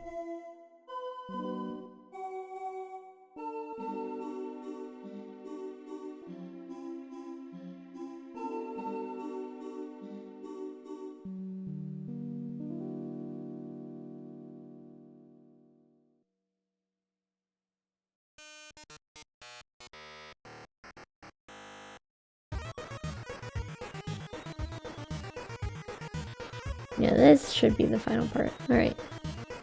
Now I can export part 3.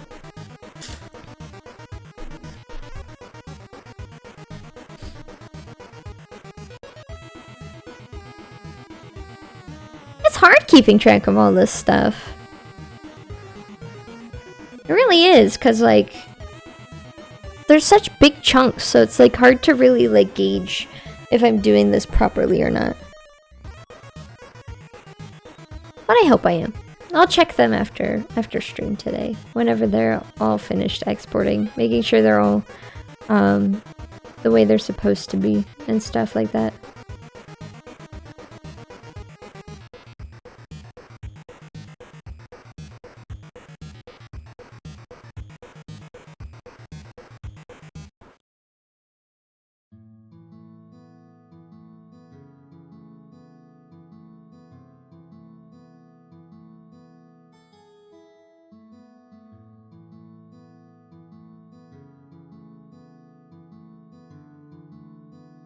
I don't know, I'll figure it out. But once that's all figured out, I'll be ready for that tomorrow. Thankfully, it's actually going smoothly now instead of causing problems for me.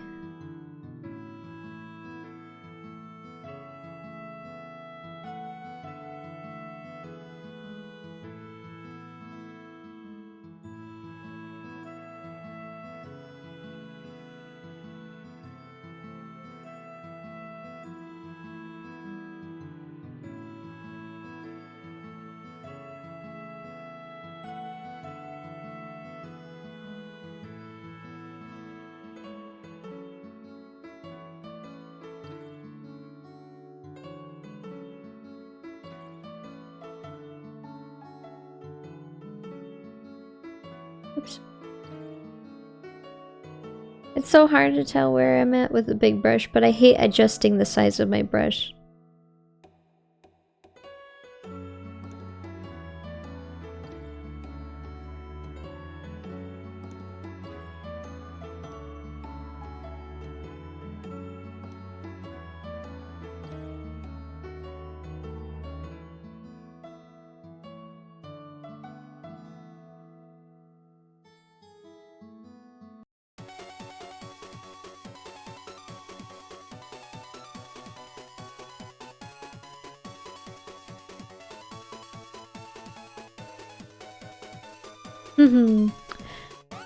I just randomly thought about something that I was going to do, but I had scrapped because it was just too long.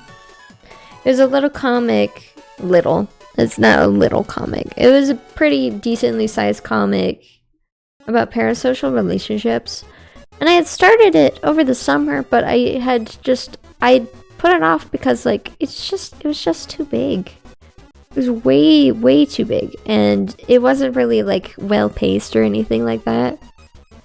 So if I do decide to do that again, I'll definitely find a way to pace it in a way that's, like, not shitty.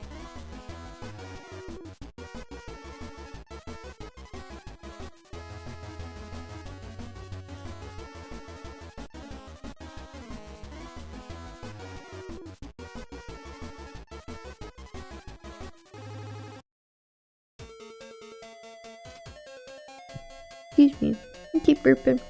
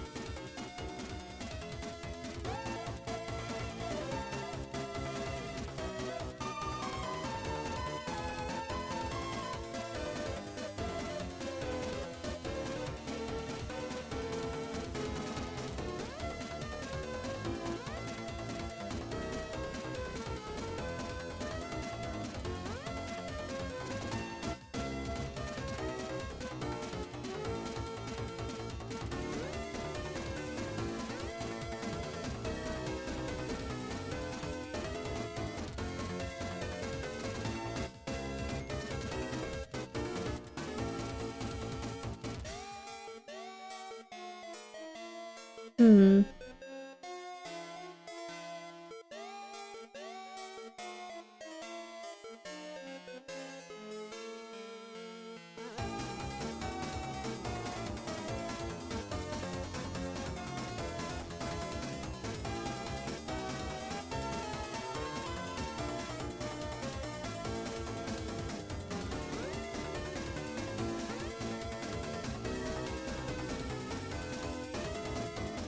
There we go, that's nice.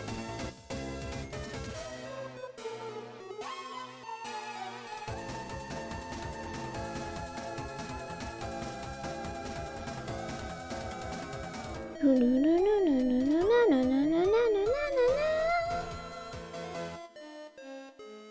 don't know what to talk about anymore.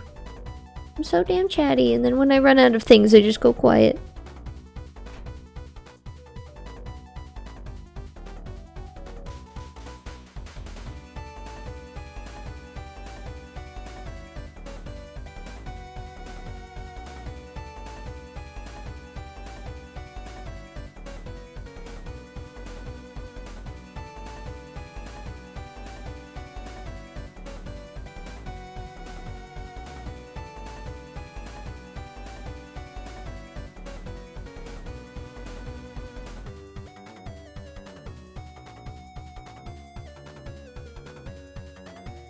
That's bad arm. Hold on. I can salvage this.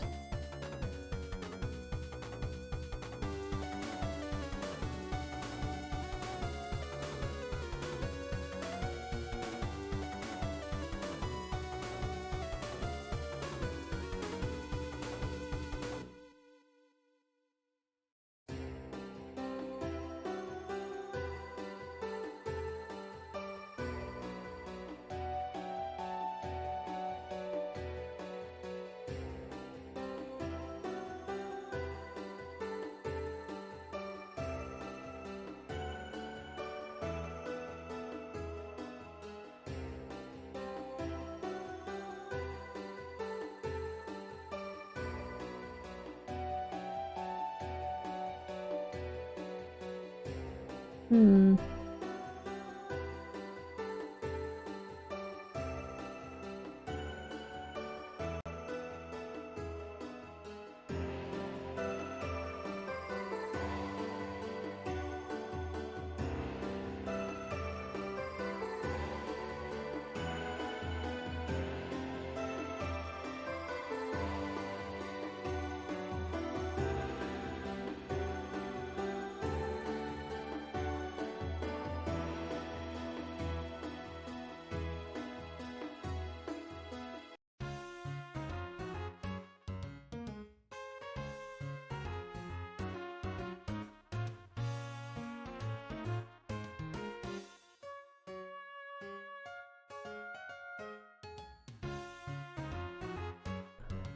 Hmm.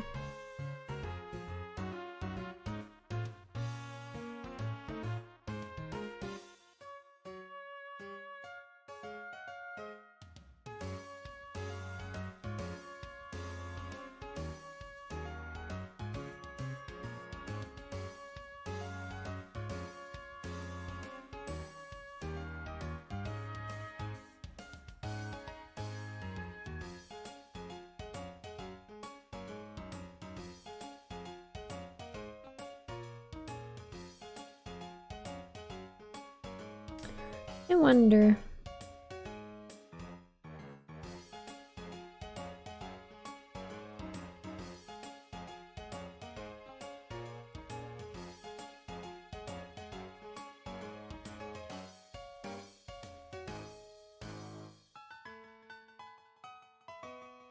Wonder when I can start working on this story. I'll probably start working on like improving the draft. Probably after I finish the demo for Last Light.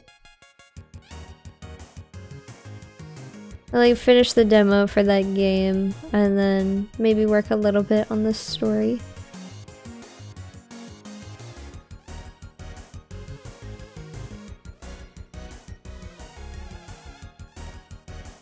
I think it'd be nice.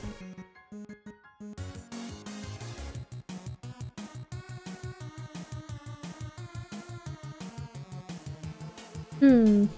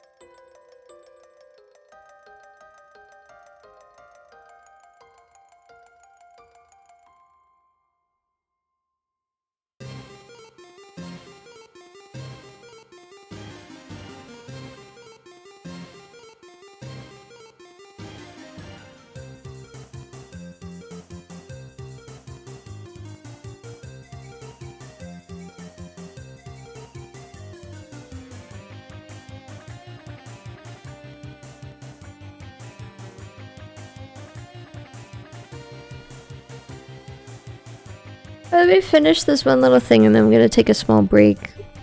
I really don't have anything to talk about right now. And I don't like being quiet on stream. It just doesn't feel right.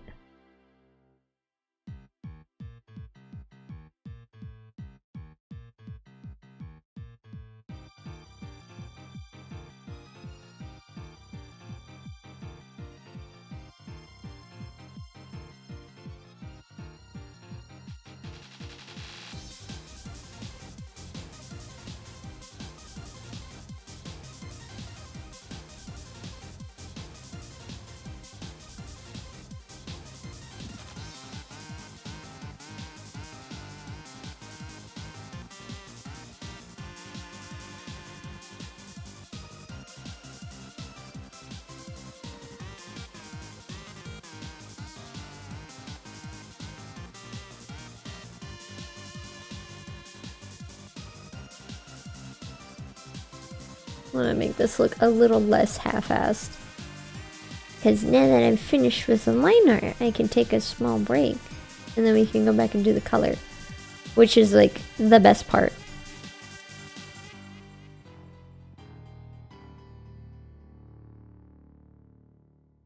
Alright. I'll be right back.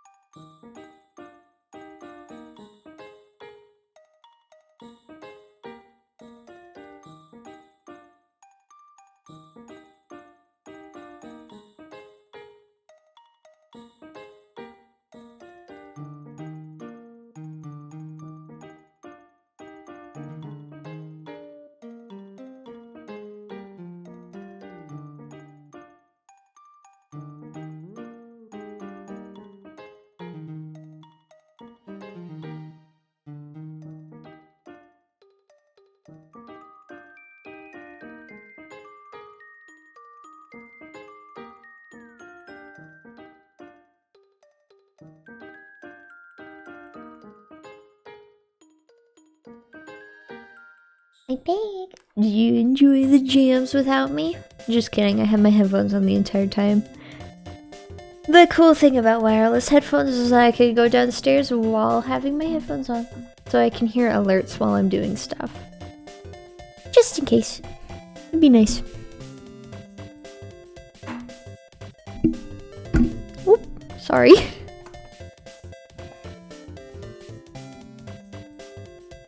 Alright, the first thing we're gonna do before coloring is applying some shade lines. I do this on a separate layer specifically for, like, I guess dimensionality, and to just map it out.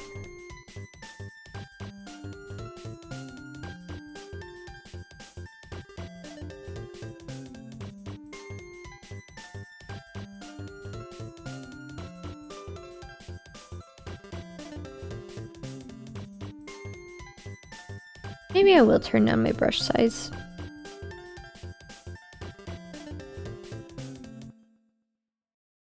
Cause like on this little tablet thing, it's a lot harder to really pinpoint where my pen is. I don't like that. I don't like it one bit.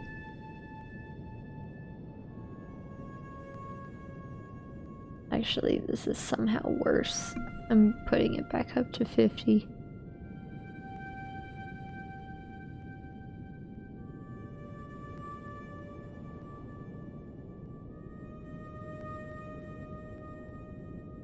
Because I tend to have very light pressure with my pen anyway. Like, that's the maximum size. This is with my mouse. But this is the maximum I could do with pressure. I don't have very strong, I don't have very strong arms or hands, for that matter.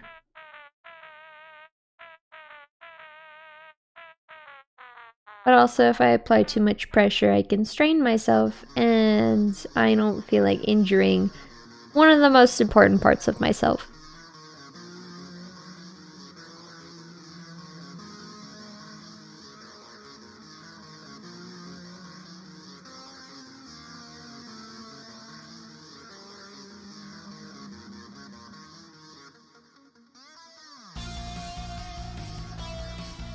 Now, this is actually one of the best songs in Deltarune, but it's too short. It's too short, and it makes me so sad.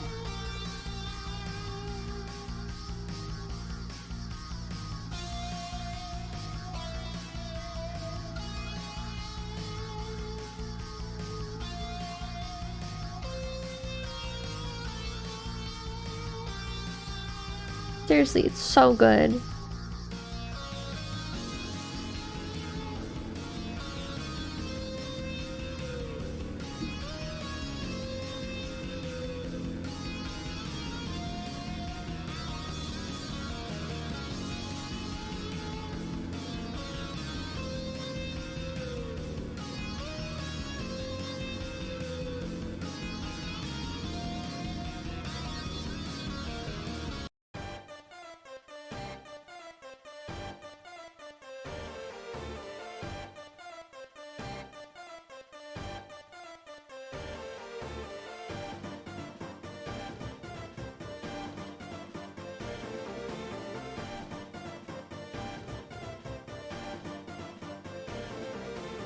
I'm glad I learned how to shade like this because it does look really good whenever I do this.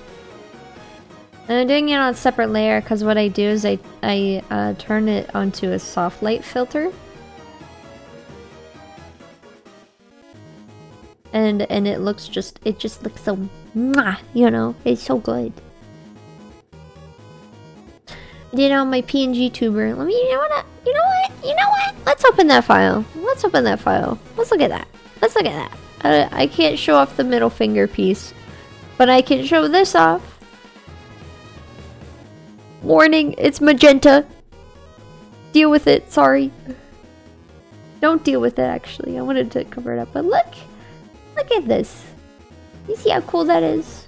I made this. This is me right now on screen. Wow. Hey mom, I'm on TV.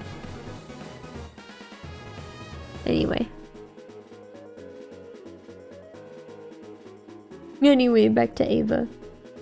But anyway, I'm really glad I picked that up because it's really, really good. It's really, really nice. It looks good.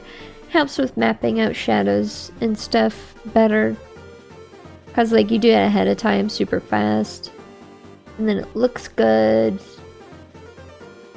And it's super nice.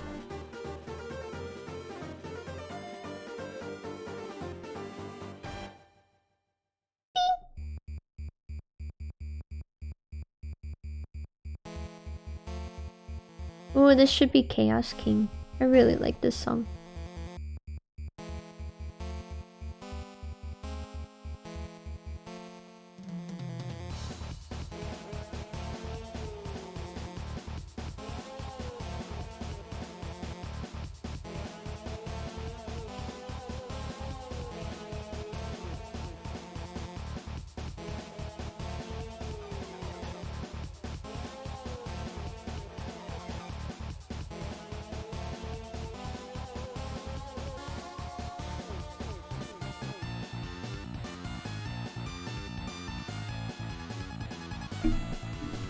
I keep hitting the microphone. I still haven't been able to fix that kind of thing. I was like, it wasn't a problem before I got my current microphone, but my previous microphone was so shitty, I'd rather hit it than have shitty audio quality. Because hitting it is like a nothing problem. It's like, it doesn't matter, it's just a little annoying. And it only happens because I'm left-handed and my microphone is on my left side. So yeah, that's all. It's no real biggie.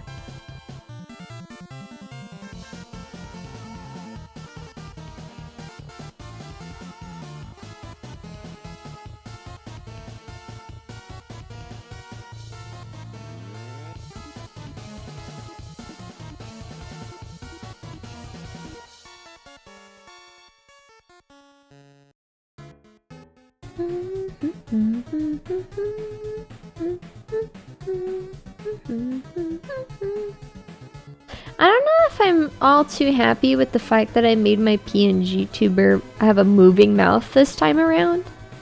Because sometimes it's a bit weird. But like, and I like how animated it is. So, it just looks weird when I'm not like actively talking and instead I'm like, ah! Or I'm like humming or something. You know? But it's no biggie. It's no real biggie.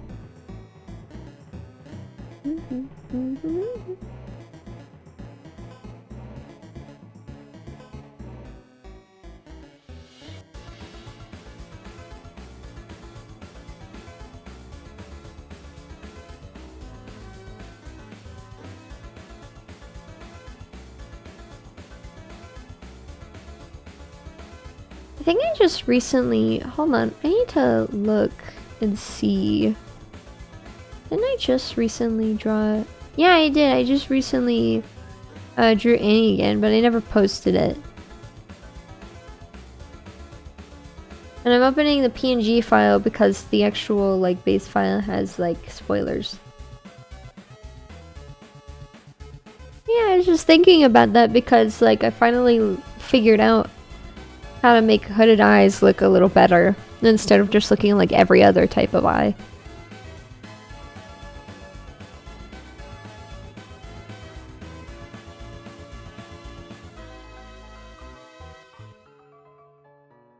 I love this song. I love Asgore. He's such a complicated character.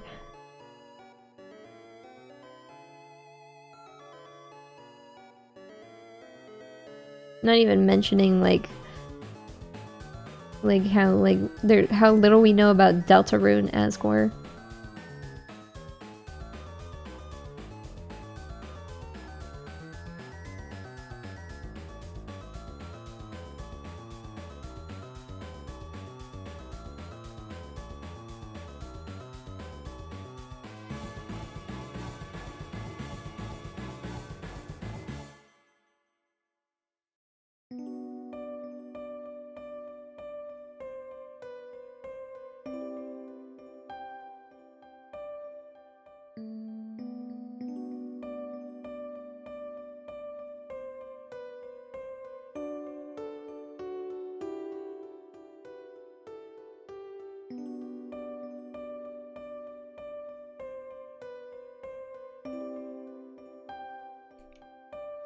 Thinking about like how interesting it is, how like even in the neutral ending where you kill Metaton, it's interesting how like no one thinks there are any real true repercussions until Alphys disappears. So it's so interesting.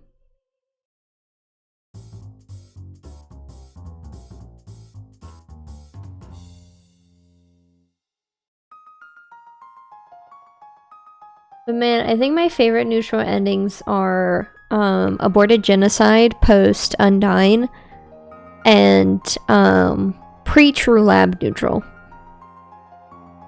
Those are probably my favorites because pre-True Lab neutral is a very difficult one to get, or rather it's not one that you really like actively seek out. No, you have to seek it out. That's what I mean. It's one that you have to pretty much be aware of. Like to even think like, oh, I wonder if I like just leave now. Like right before you enter True Lab, if you just like go and do the neutral ending. That ending's really good. And the Aborted Genocide neutral ending is really good too. Because like Alphys delivers one of the most like intense lines in the entire game. It's amazing. Like everyone's like, ooh, Sans is like the most brutal character ever. No. Alphys says that she should have killed you when she had the chance. That shit is amazing. We love Alphys in this house. She's amazing and super underappreciated.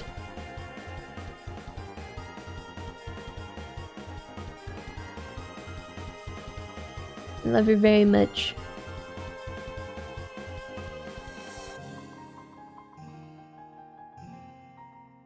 Yeah, now I can duplicate this layer and make them both soft light.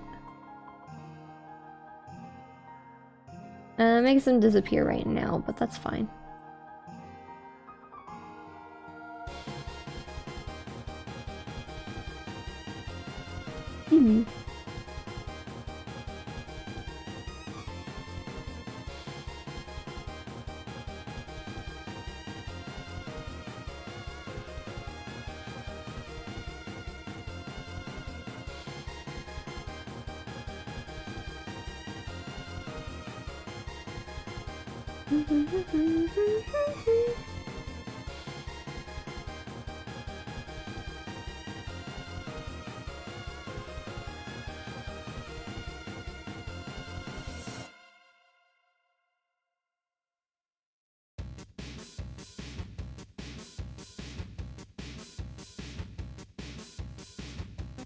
It's interesting how certain neutral paths just completely change the game. Like, it's easy to say, like, oh, Genocide completely changes the way Undertale plays.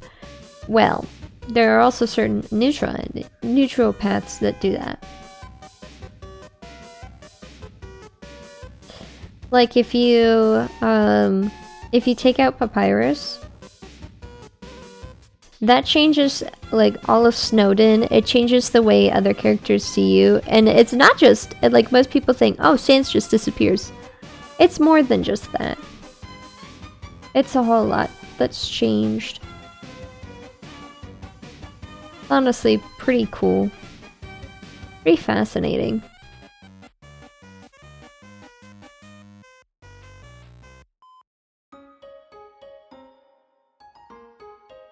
It was like even all of Snowdin's residents changed the way they talk. Like their entire conversations change.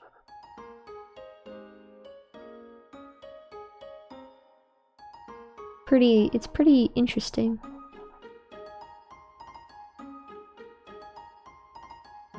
And same with like if you take out like the dogs as well. If you take out like each of the dogs, like the way you see them in Snowdin, the way they interact with you changes as well.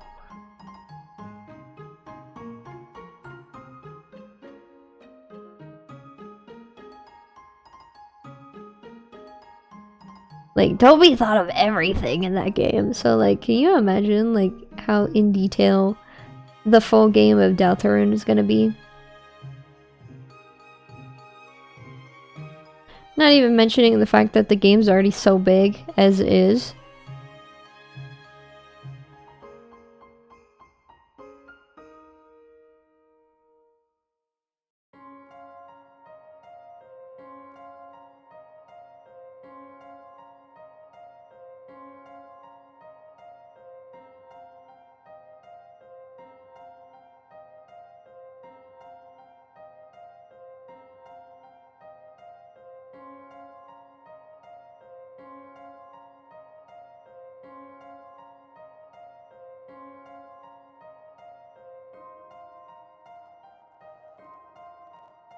Sometimes I look at some of my older drawings and I forget that I'm the one that drew them. And I know that sounds strange, but like,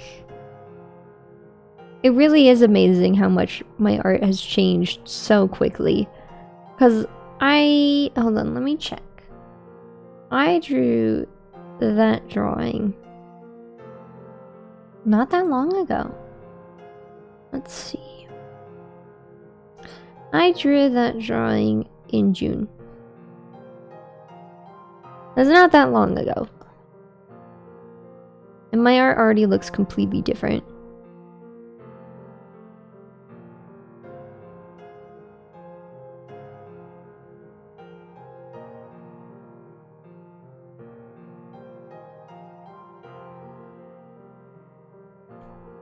It's just so interesting.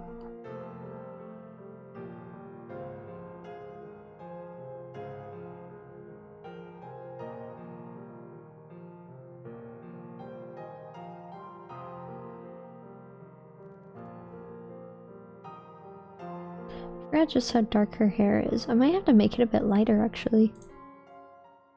Maybe. I don't know. We'll get there when we get there.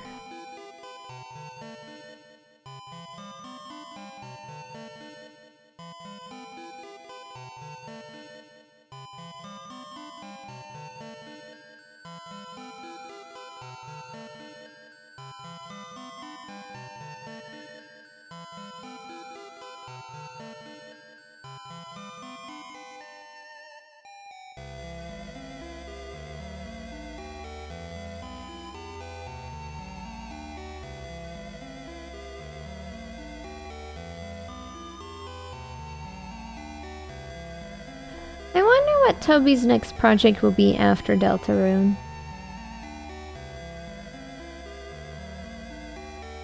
Because I know that Deltarune is like his dream project. Literally dream project. Because he dreamed of the ending. He had this idea for a very long time. And that Undertale was a proof of concept. Which is amazing. Because it's like... that is your proof of concept? That's why so many of the characters carried over. Like, Deltarune is a completely separate thing. At least I believe that's still the case.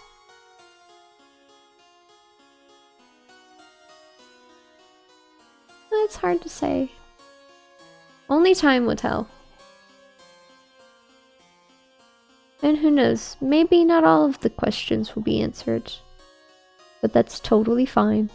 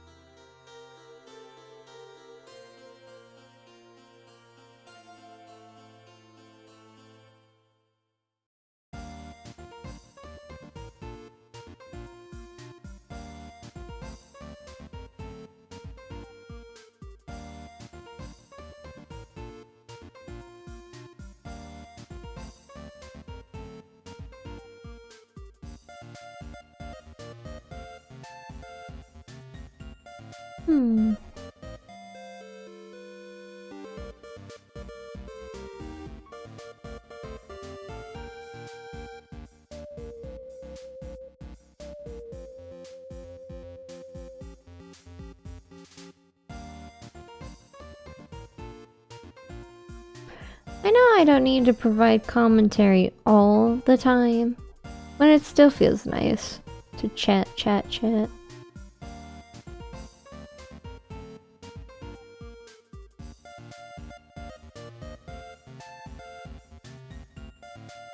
I can't really think of much else to say.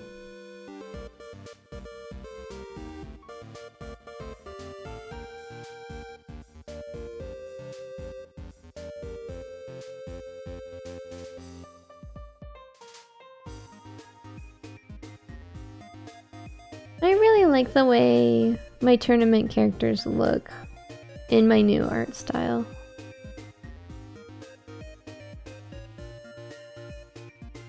Normally I change my art style depending on like the story I'm drawing, but like each story has their own art style, but I feel like if I just like stuck with the same pen, then it'd be fine. Cause like, here, I'll show you a perfect example. My last light poster. It's done with the same exact pen. But it still has its own like style things. So, like the way I draw the light. The way the shading is, as well as like the features and the way I draw them. Like, yeah.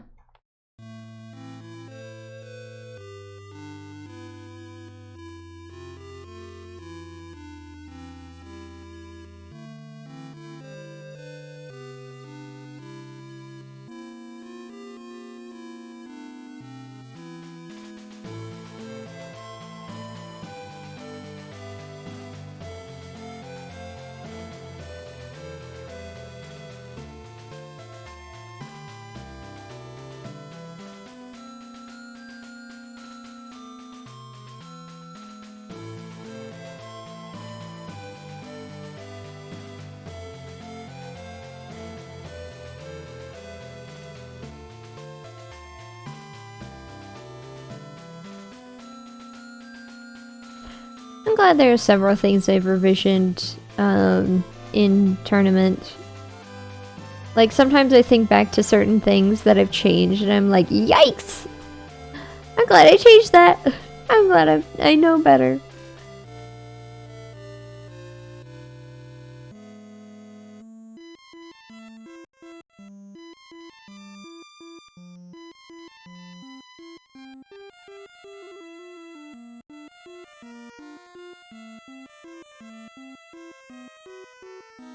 And what I mean by certain things, I'll give you a great example.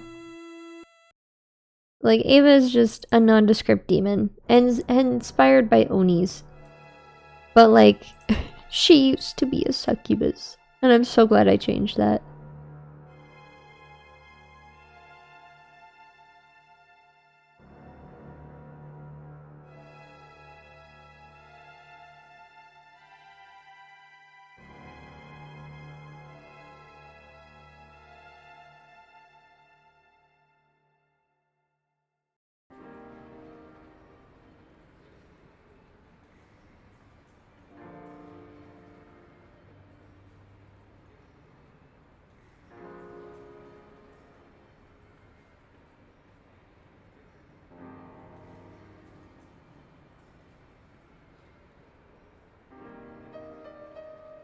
You know, it's amazing how long it took me to realize Sans' leitmotif is in this song. It took me ages to figure that out.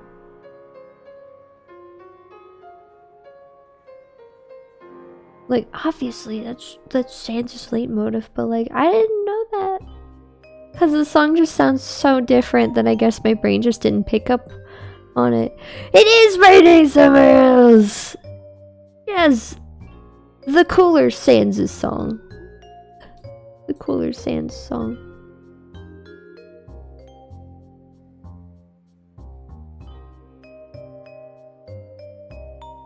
Last Light is an RPG. Oh yeah! Okay, yeah, somebody did the project. Yeah! I'm so excited. I'm so excited to do that project. I mean, like, obviously it's, I've already made progress on it, but, like, I'm still excited, you know?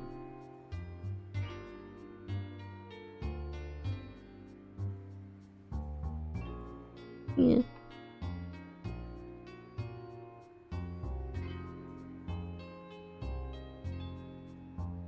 Oh, nice VR.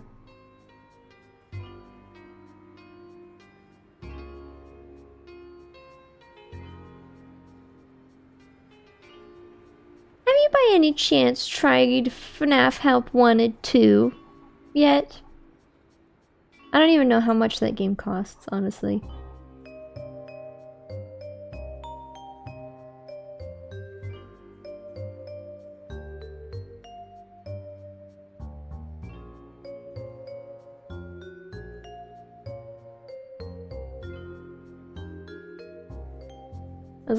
It's only on PSVR 2? Really? I thought it was already out on the other VR systems.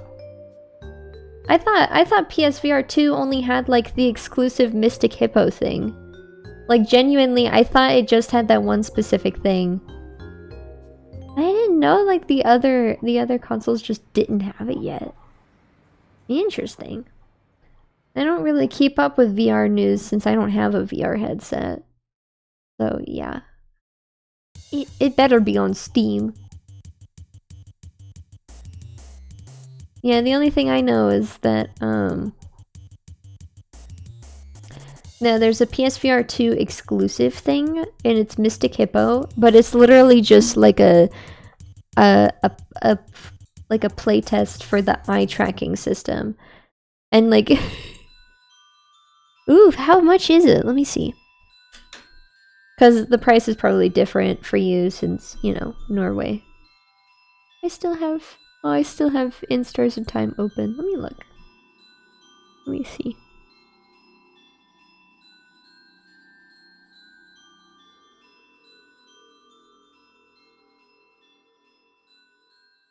Come on. No. Help wanted. There it is. Help wanted too. Oh, it's $40.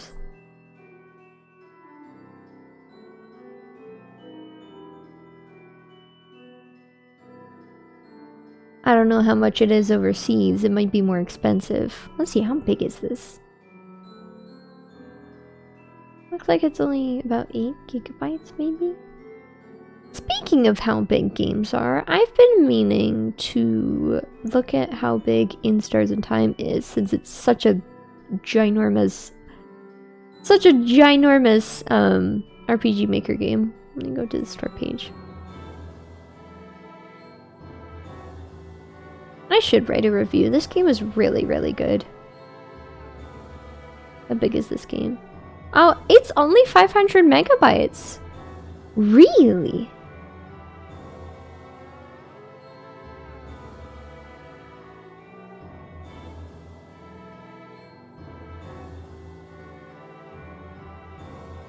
Oh, this is cool.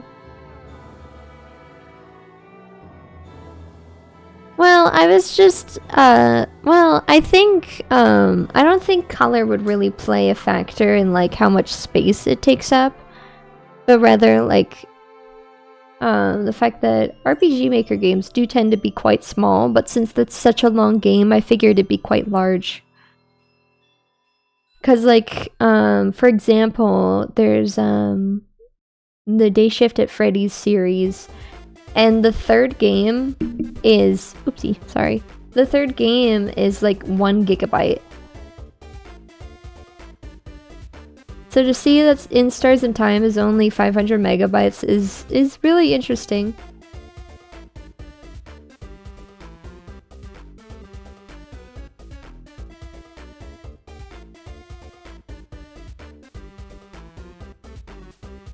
I haven't played it yet. I've been thinking about asking Vince if he wants that to be our next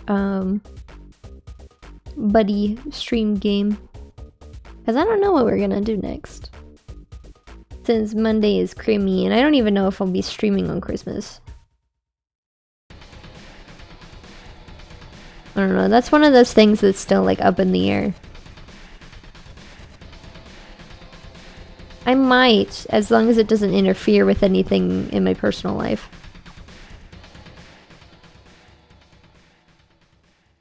That flower is Ezreal, god of hyperdeath. Which I love that people would sometimes make fun of that name, because that really is a name that like a small child would come up with as like, this is the coolest thing ever. So like it very much fits Azrael. Azrael Dreamer, God of Hyperdeath. Yeah, I found a playlist with both Undertale and Deltarune music, so that's what I've been using. Just so we don't like have to worry about looping as much. It's super nice.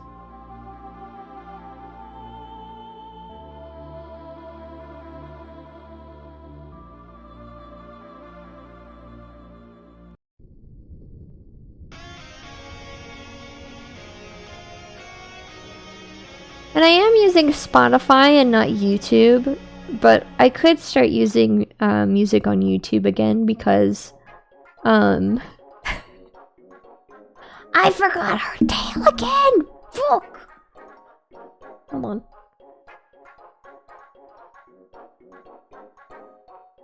Yeah, dog song.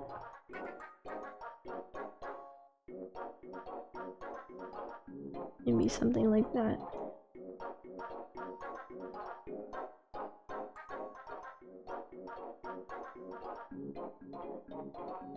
I don't know. That line is technically better than this one, so...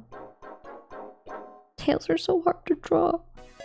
Spotify is better, but like there are certain things that you just can't find on it. Like there's a lot of game soundtracks that just aren't on Spotify.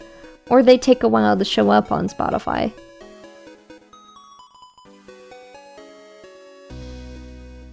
So Spotify is good for Undertale and Deltarune music. But it's not good for other games, like for example, Spooky's Jumpscare Mansion.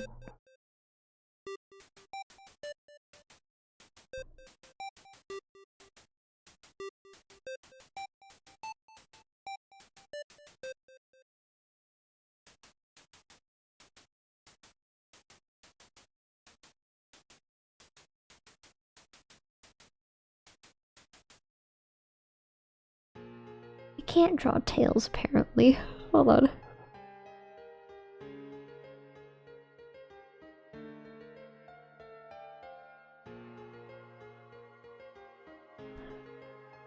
Yeah, but not names. That's fair.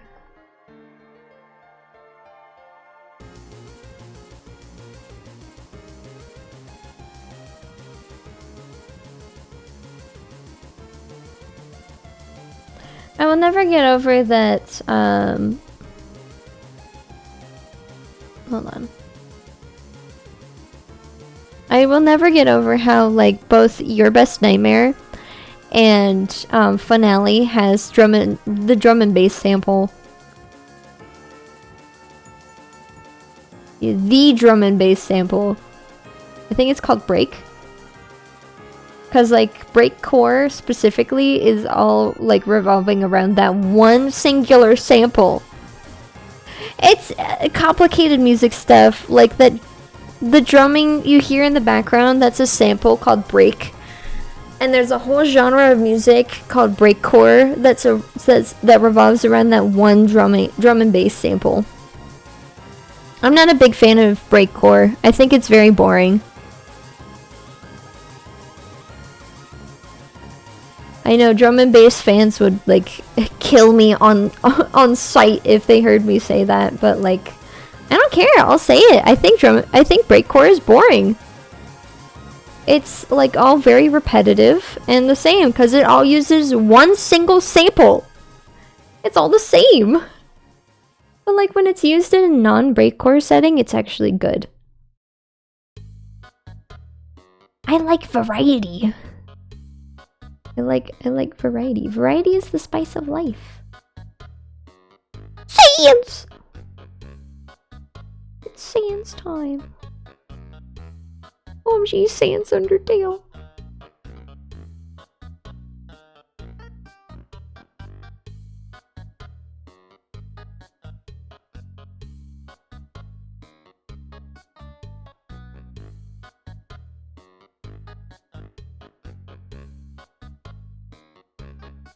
Yeah, there we go. Now we have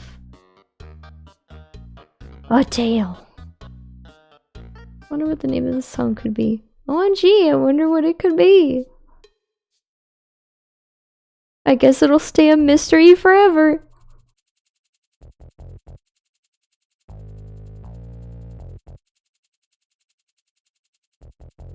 I love this goofy ass fight. It's so funny. Yeah, I think it's C round and then K round. It's such a silly fight. I love it so much.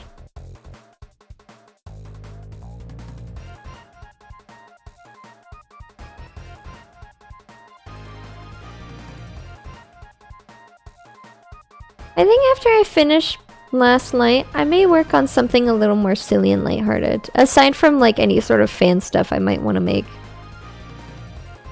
Because two projects I'd like to work on are my goofy ass Metaton dating sim idea, as well as a group idea, a cowboy dating sim.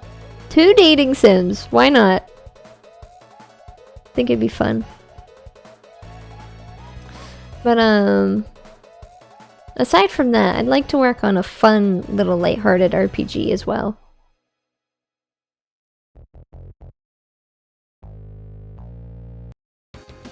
But also, I need to learn how to use Game Maker. Because Game Maker has more tools.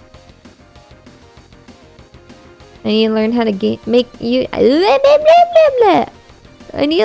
know, best song ever. I love this song so much. But I need to learn how to use Game Maker because it's more flexible than RPG Maker. RPG Maker is a good starting point for 2D games. But it's not like the end all be all. Game Maker has more flexibility. But it's also more complicated as a result. A double-edged sword, if you will.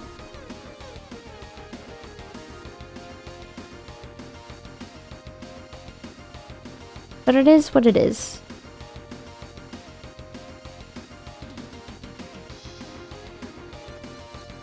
So I have plans for Game Maker.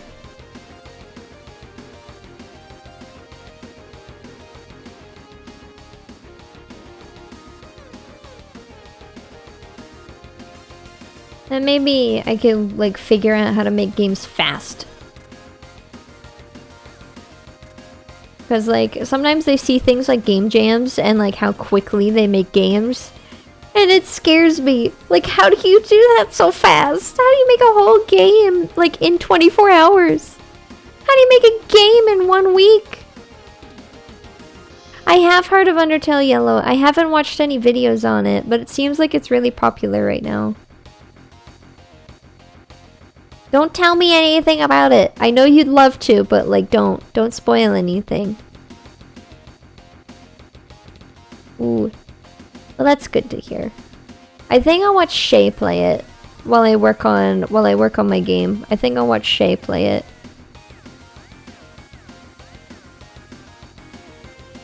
Because I love their content.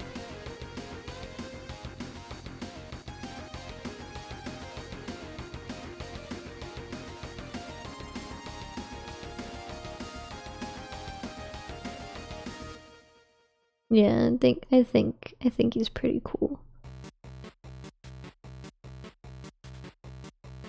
Not to mention some of the speedruns that they do. It's really impressive. It's really cool.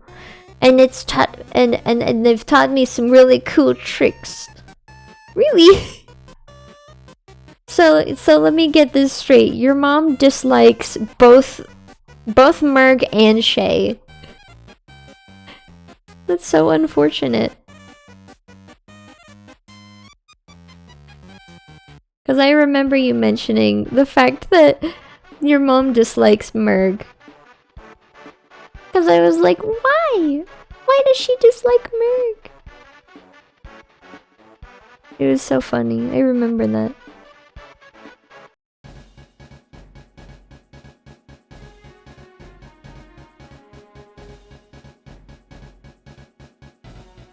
She gets joy out of Merg's pain. Oh no!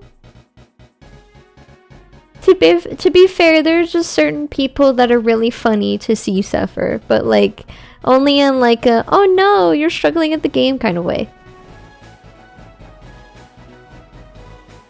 Like I'd say one content creator I don't like seeing suffer through a game would be Markiplier, surprisingly. I know a lot of people like seeing him play rage games, but there's just something about like how angry he gets that like I'm just like, no, stop, please.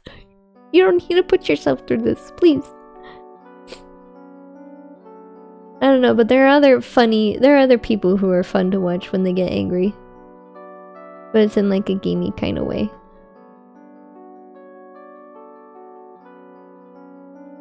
I forgot about Jump King. Totally forgot about that game. Like I heard about it, I watched like 2 videos on it, and then I've moved on. I don't know why I was so forgetful for me personally. Did I get all the eyebrows? I did. Okay.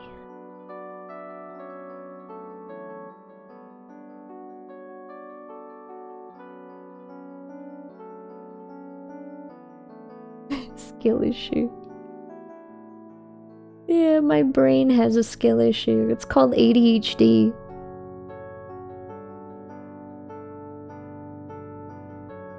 Ugh. But you know what? I've managed to make it work sometimes.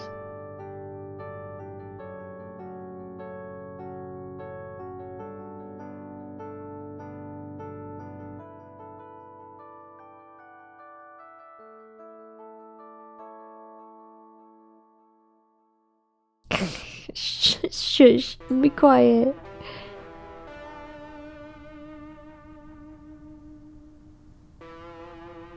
Listen, I am a funny, sweet man enjoyer.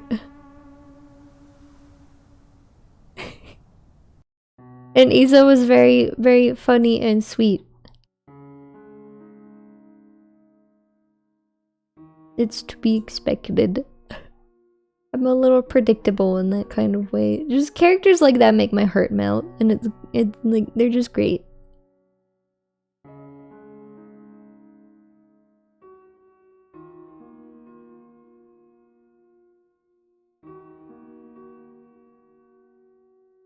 He's adorable. I love Papyrus. He's just a wonderful character in general.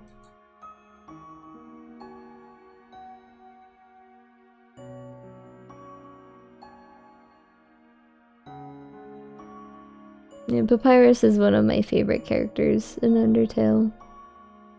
What is my absolute favorite? I don't know if Papyrus is my absolute favorite. I like all of them. Quite a lot.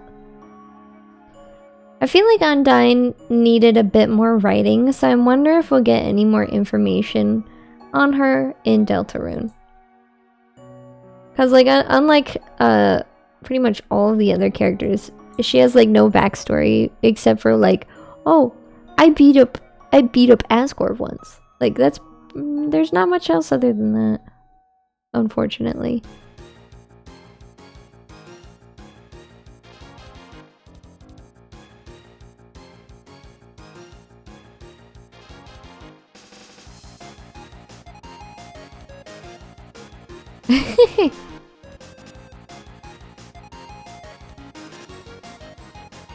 That'd be funny. Like, there's no information on, like, how she lost her eye. There's, like, no information on any family members. There's nothing other than, like, oh, she would fight Asgore as a kid until, like, she beat him in a fight and then became the head of the Royal Guard. There's not much else other than that. I think I'll simplify this color palette a little bit.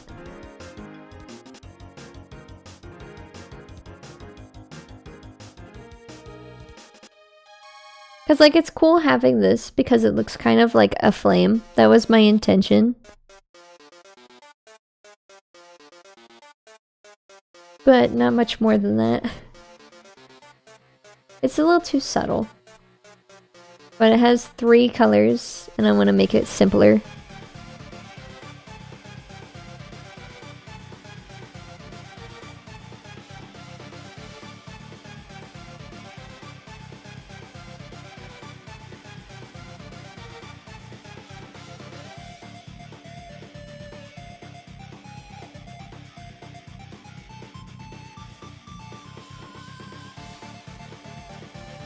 it is pretty late for you, isn't it?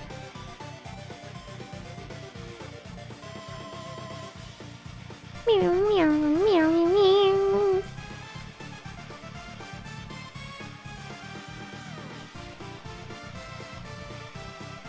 I was on VR chat for 5 hours? Wow. No wonder you're tired.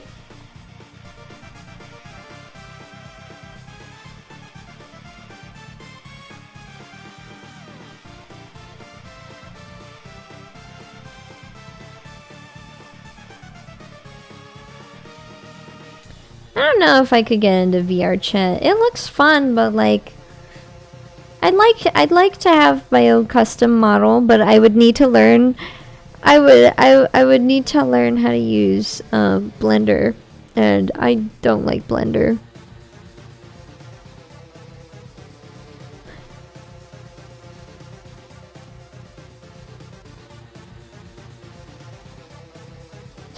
I'm glad you're not on VR chat for over 24 hours anymore, because that is extremely unhealthy. Not like I should say much, I just streamed for 18 hours the other day. That was a very good game though.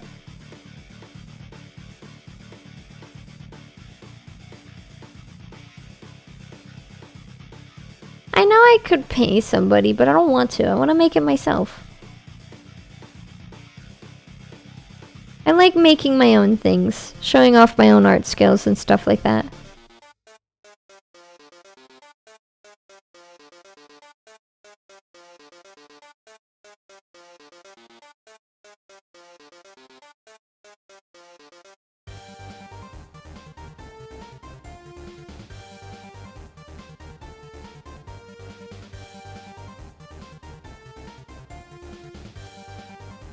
Date.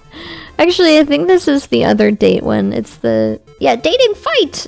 It's the super intense one. Also, every time I click on Opera GX, Spotify is like, "Oh, there's a mini player now." And it's like, "Yeah, you've said that 5 times now. Shut up."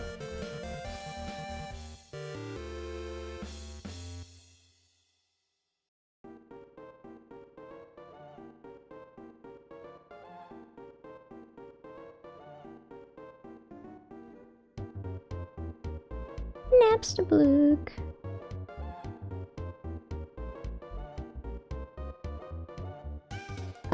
Yeah, you can open up Spotify on that. Yeah, there's like, it's just the media, it's just the player, but I picked Spotify as that one.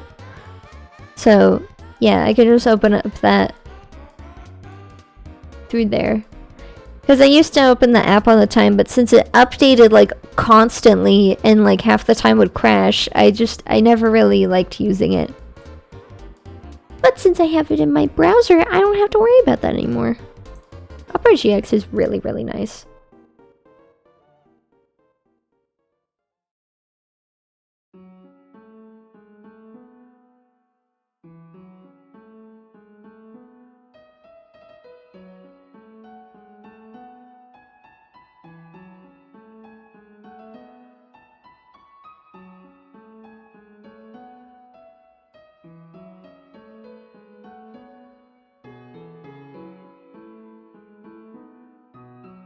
Excuse me.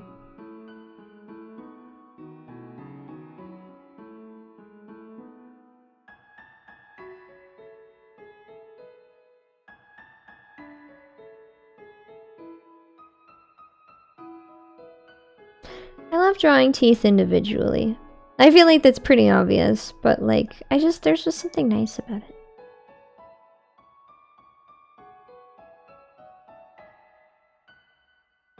Yeah, why go Opera GX tracked your exact position? What? I don't like that.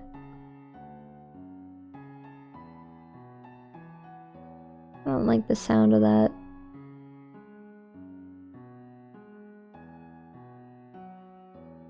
Longitude and height. Well, that makes me nervous. I just recently started using Opera GX, so I hope they don't do that anymore. Because the browser is very, very useful.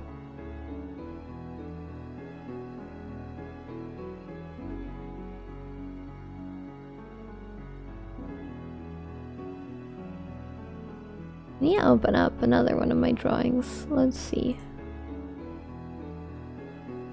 Where is it? This one! I love this one. It's so cute. I need it for the mouth colors. Maybe. Maybe not. I don't know. Watched a video and they ran some tests and they couldn't pick it up after some update anyway. Whew! Okay, good. That's scary. It's really scary, actually. They recently did several updates, like back to back, probably because of YouTube and their whole ad blocking nonsense. Like anti-ad blocking nonsense. Because I can now use the ad blocker on YouTube, which is super, super, super nice.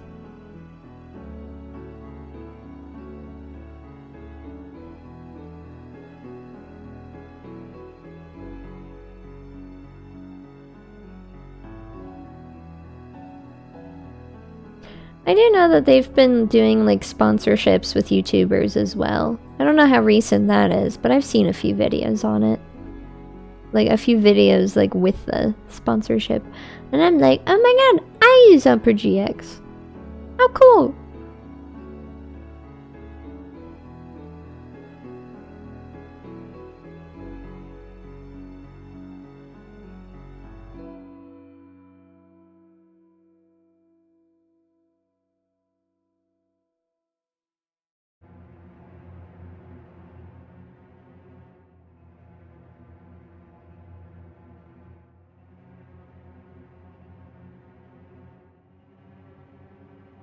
This is what I think it is. One of the many Undyne songs. Oh my god, it's the song! The fabled Big Shot. Yo!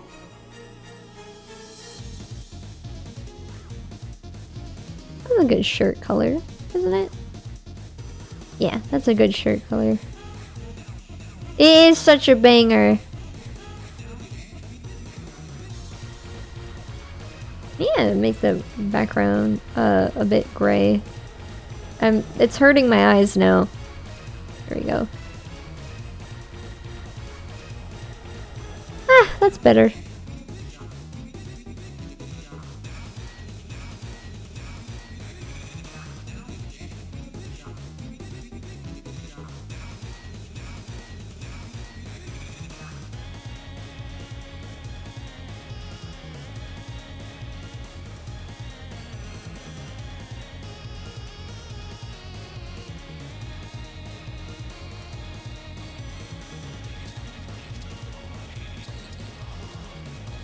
My eyes already hurt, probably doesn't help. I have VR strapped to my face. Oh, for sure. Yeah, if you've been on VR for that long, I'm sure it does. It has caused some strain on your eyes.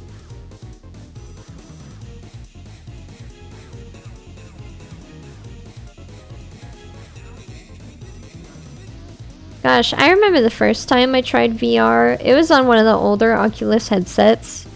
Like, this was back in, like, 2016. That was the very first time I had tried VR. And it was at Comic-Con on Jekyll Island in Georgia, where I used to live. I didn't live in Jekyll Island, obviously, but, like, I lived in Georgia. So, probably Quest 1, maybe. It was one of the early Oculus ones. Because I remember, like, the first one was that giant brick. But then, like, I think it was the second one, maybe? After that one. I don't know. It was like I think it was an Oculus Rift, not a Quest. So like early VR stuff. I'm talking like early. Yeah, 2016, ages ago. Undertale had just come out. That long ago. When you were a small baby. There, does that put that in perspective?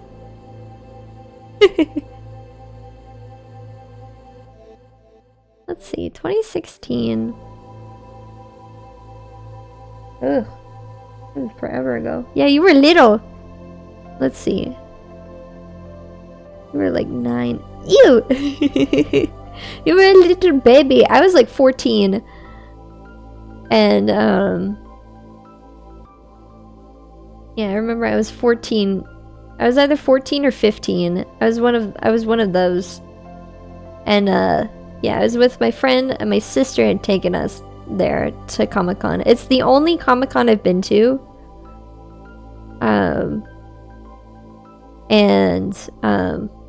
It was really fun. I got to try out the Oculus headset. Yeah, I think it was like the second Rift headset. And I got to try out like an early prototype of like hand detection. It was like early, like one of the first of those types of things with the hand detection. And I like waved out. I waved my hands around because like there were a bunch of floating cubes. And the whole point of this tech demo was like seeing like how your hands collide with the cubes and knock them all around. And when I took that headset off, I started like, unfortunately, I started dissociating. I had like a derealization moment because that was my first experience with virtual reality. And I was just off for the rest of the con. I don't regret doing that at all. It was a very enjoyable experience. But I still don't like that I did start dissociating after doing that. I do think it was a worthwhile experience regardless, though. Because I don't experience that anymore. Like, the last time I was in VR... Yeah, it's wild what happens after your first experience with VR. Because it's such, like, a jarring thing. Like, your entire, like, perception, your entire visual perception just completely changes.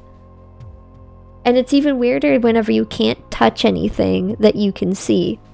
So it's this weird, like, sensory disconnect. And I think that's why it can cause somebody to, like, react so badly, especially the first time. But thankfully, that doesn't happen anymore. I don't even experience motion sickness anymore unless, whoop, I forgot to turn off that alarm. Unless like, I move myself without moving. Like, you know, whenever you, like, use controls and, like, push the stick forward. Yeah, you take that off, please. You've been in VR too long. Oh, I forgot I was still erasing. Ooh! Best song.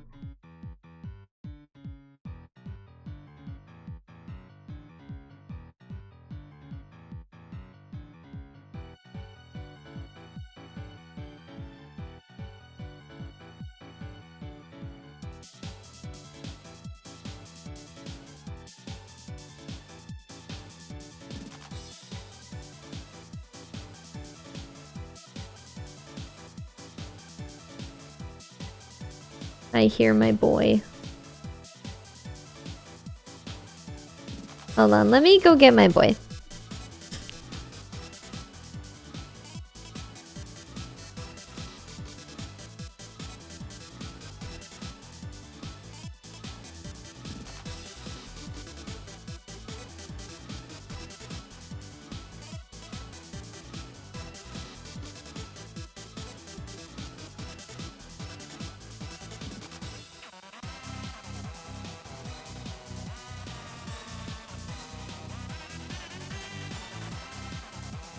I returned with the boy.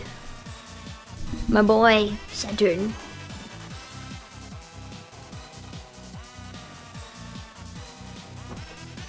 What am I doing? Actually, why did I put you on my lap? I need you off my lap, actually.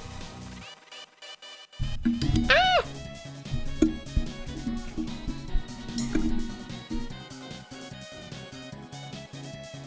Saturn, please. I have my boy. But he is so excited. And it's ruining everything. Hold on.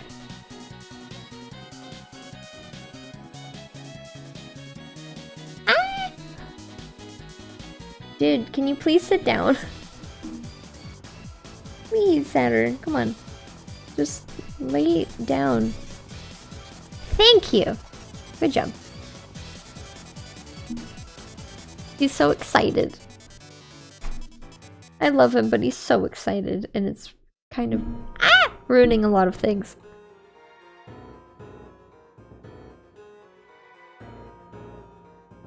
Excuse me.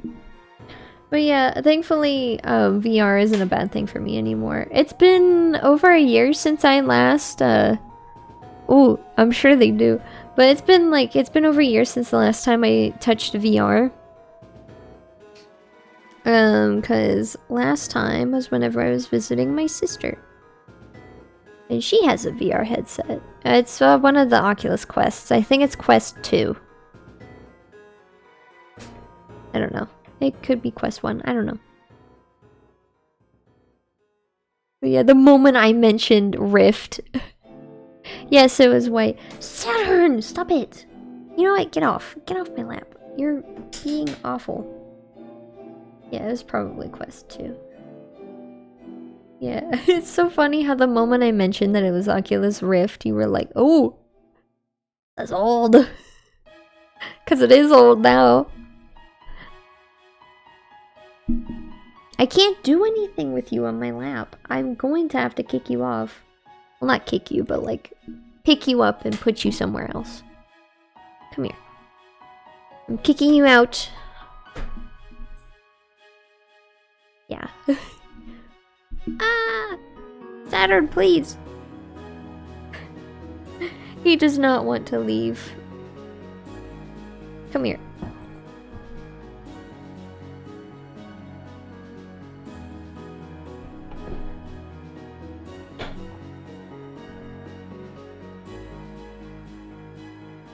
Oh, that is when this song plays. Let me see. Yeah, it's Don't Give Up.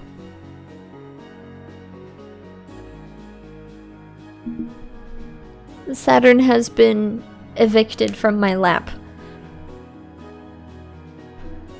He's now on my bed.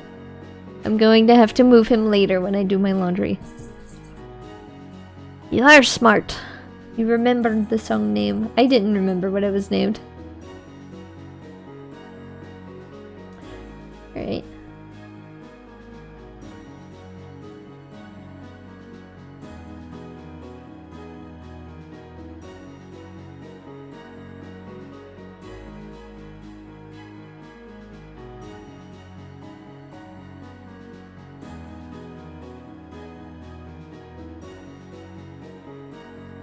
I don't think I can name a single bad song under Taylor Deltarune.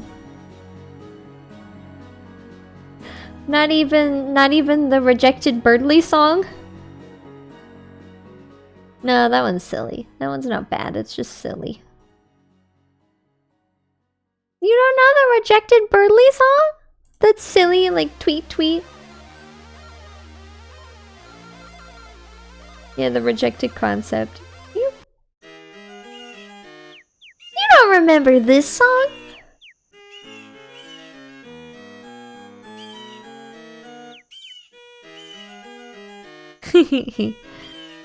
Where's the song? Where is it?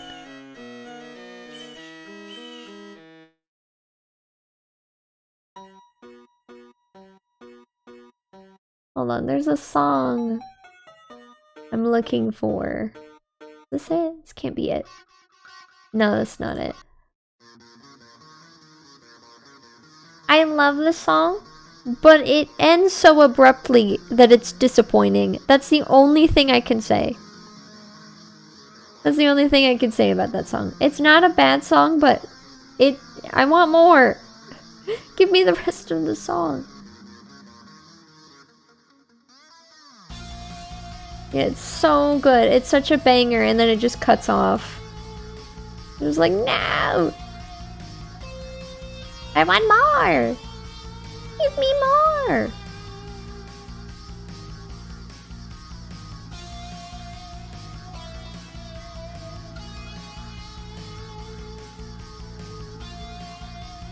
Maybe in some chapter during the weird route, you'll fight Susie and more of the song. Who knows? Hard to say.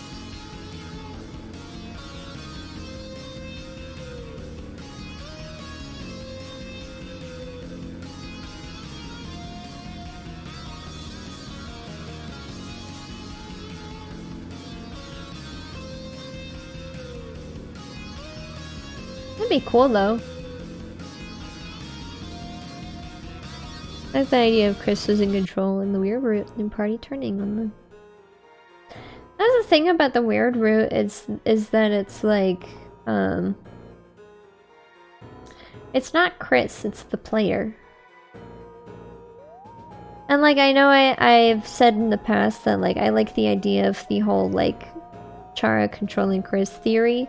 But like, I've seen several people be like, that's just straight up not true. So I'm like, I guess it isn't. I love that theory, but like, it doesn't really have that much support.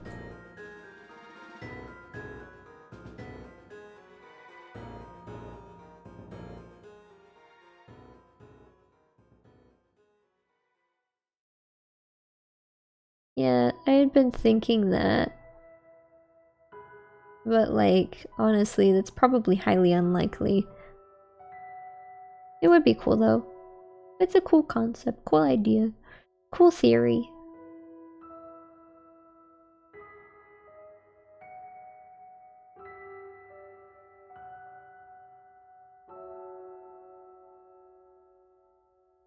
Especially considering the last line they say. And it's interesting how like Toby mentions that he like highly encourages people to play Undertale before playing Deltarune. So like obviously Undertale does have some sort of like big significance towards Deltarune, even if Deltarune isn't technically a sequel.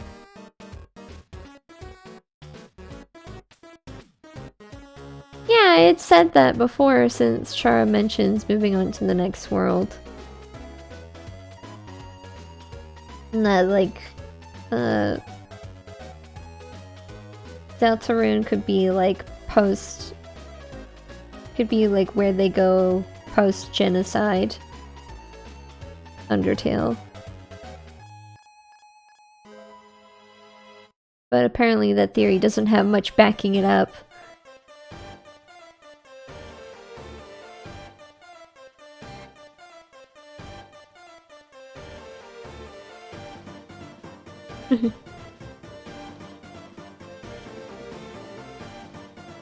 Yeah.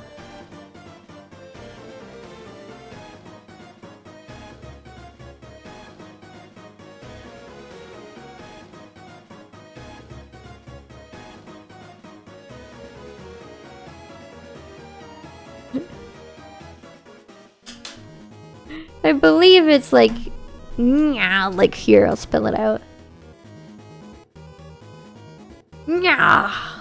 Like that.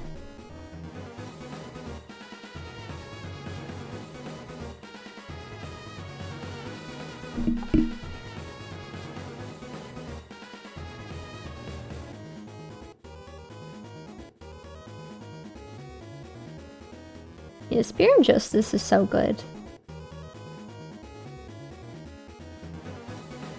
Oh, I think before you showed up, I was talking about my favorite neutral endings.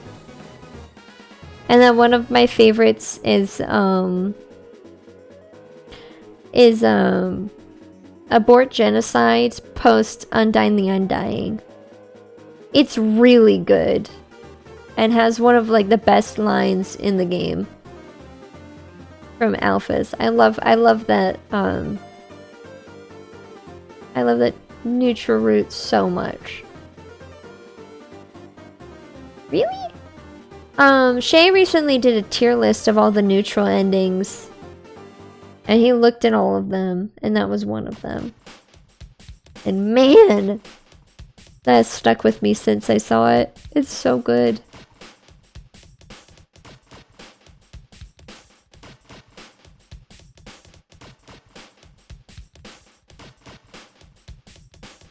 Yeah, because I interrupted the shuffle and loop, we might hear some repeats again.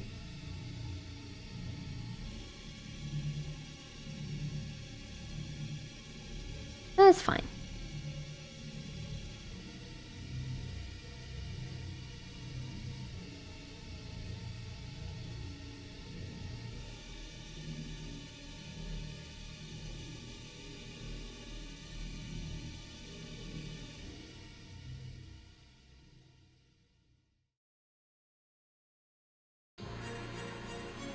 Aha!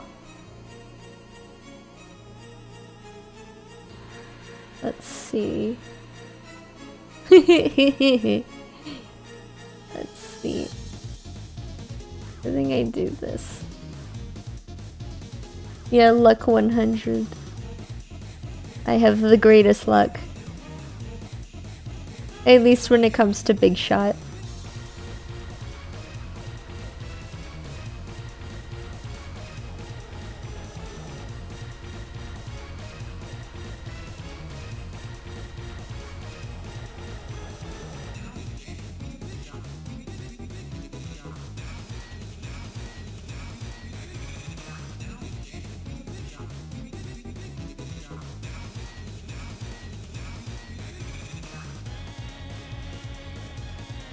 Now, after I finish shading the skin, I think the only thing that'll be left is the clothes.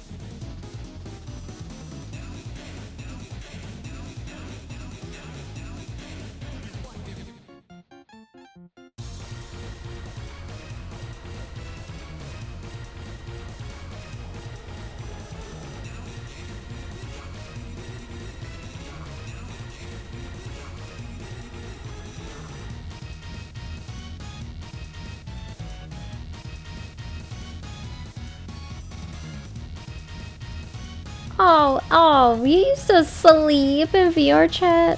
Oh no. That reminds me of It reminds me of a video that I think it was Nathaniel Bandy did of playing through Mario 64 completely in VR. Like he would even sleep in it and stuff, and like without even leaving. It was insane and kind of made me nervous. Oh my goodness, 2,600. I don't think I have that amount of time in anything, in any game, like at all. Maybe this one game I have on my phone called Egg Incorporated. I've been playing that since I was in high school. It's just one of those little idle games, little chicken idle game. You get chickens and eggs, and it's pretty neat. Of course, I would always like to know something cool.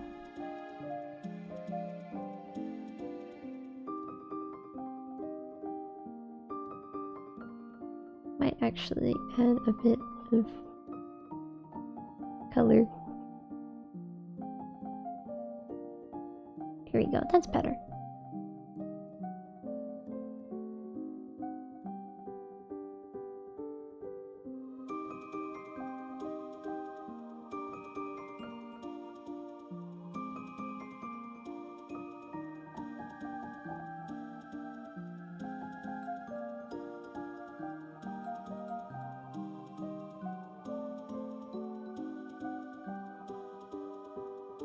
Let's see.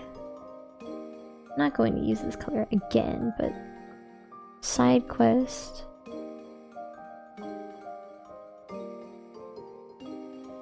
Ooh, that's cool. That's really interesting.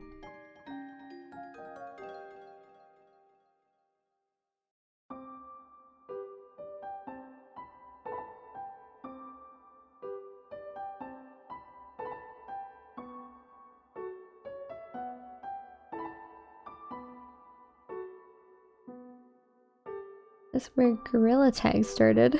Really? I've seen Gorilla Tag on Steam. And I was like, oh my god, this looks so cool, I want it. And then I realized it was a VR game. It looks so silly, but I've seen like some really mixed reviews because apparently it's really broken, but the fact that it may be like a homebrew type game would make sense. Yeah, that totally makes sense. I want to play Gorilla Tag. That game looks so fun. I don't have an Oculus. I don't have a VR headset for anything. Well, no, that's wrong. We have a PSVR, the first one. So PSVR 1 headset. Too many children. Damn. To be fair, I do believe you need a lot of arm strength just to play that game. That totally checks out.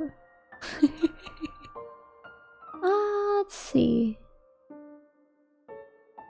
Hold on, there's an alt drawing. Let's see. It's an alt drawing that I can use as a reference.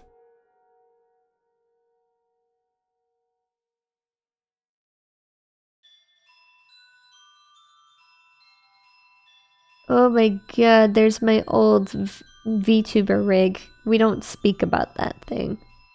It's bad. Forgot I technically started that a year ago, like exactly. I did technically start a new one, but I stopped because I'm not going through all that crap again. 2K hours. It's only from Steam, which doesn't include like the year I played on the Quest alone because my PC sucked. Oh. Yikes.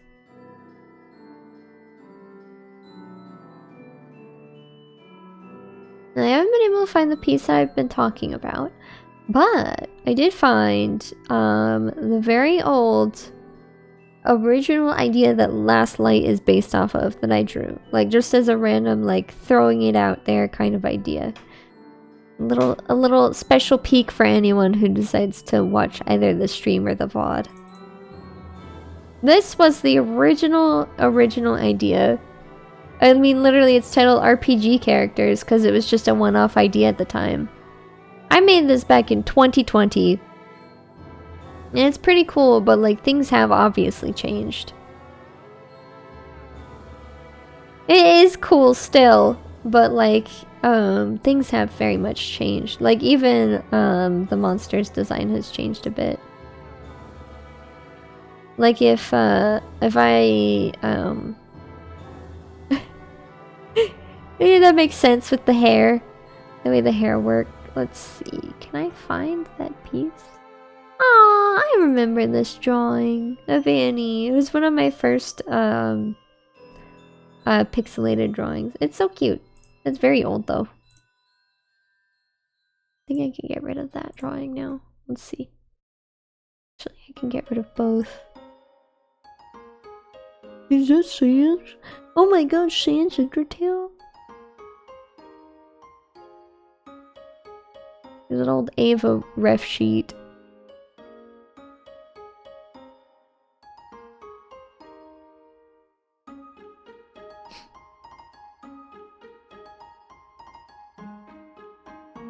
Can't will say anything looks like something from Undertale. As what hyperfixation does. The power of hyperfixations.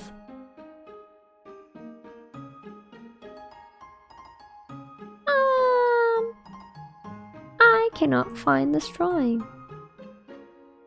It can't be from 2019. That's way too long ago. Well, hold on, let me look at my phone. Let me look at the post on my Instagram. When did I post this? It's 2021! Uh-oh.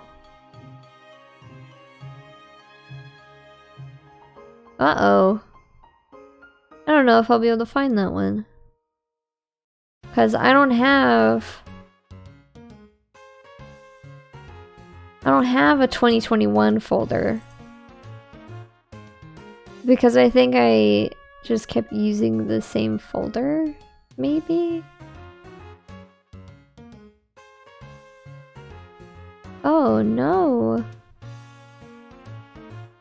I know it's on my computer somewhere at least, but like, oh no. The lighteners. Light nerds. Let's see.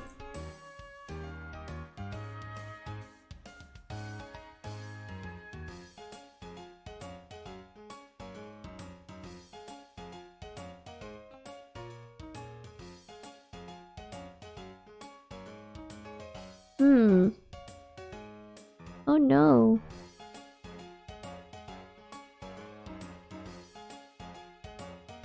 Yeah, this is 2019 as well. Oh goodness. That's a lot of really old stuff.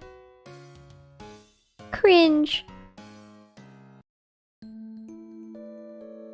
What happened to my 2021 folder? That sounds silly. Where's my... Oh no! I've actually misplaced my 2021 folder. The entire thing is just missing. I'm not super upset. Honestly, I'm not really upset at all. Because I had never noticed until now. For goodness sake.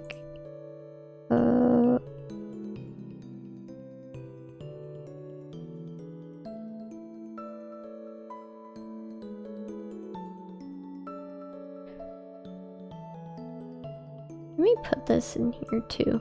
Let me just move that whole folder right now. You know the name? You can search for it. Drive. Yeah, I know, but it's supposed to be in my hard drive, but I guess it isn't. But I never noticed that it was missing. I didn't draw very much in 2021 anyway, so I wouldn't be surprised if I didn't have a folder. Like, literally, I only drew like a few things in 2021. So it's no big deal. I just wanted a bit of a reference for a specific drawing I've made, but that was in 2021 and I can't find it. So I guess it's just somewhere I can't find it. Unless... No. I don't even remember. That was almost 3 years ago.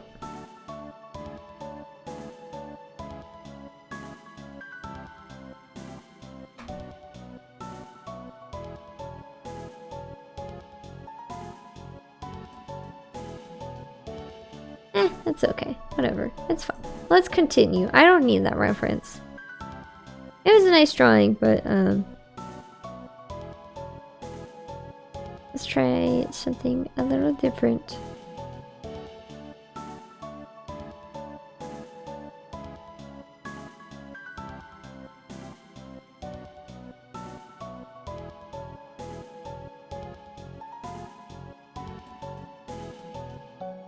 Excuse me. Besides, I've been streaming for pretty long anyway.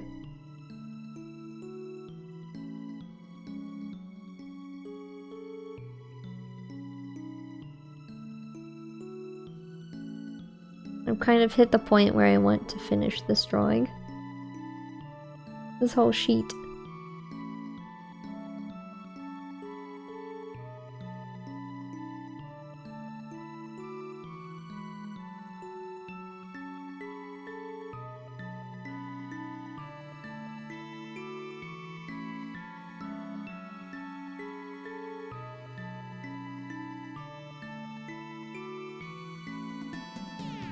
Honestly, it might be on my old laptop. I'll need to check that. I don't think so, but like, I'll check it anyway.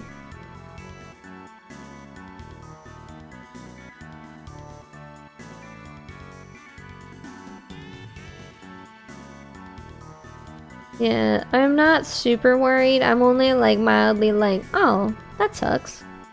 Cause like, it's just like, it's my 2021 folder. And let me see, how many posts did I make in 2021? You hamster! Let's see. There's 1, 2, 3, 4, 5, 6-ish, 7, 8, 9, 10, 11, 12, 13. Yeah, I only made 13 drawings. When normally I would make a lot more. That was at a not so great point in my life, so that's why I didn't post very much at that time. But this year, I have made so many more drawings. What? This was this year? Man.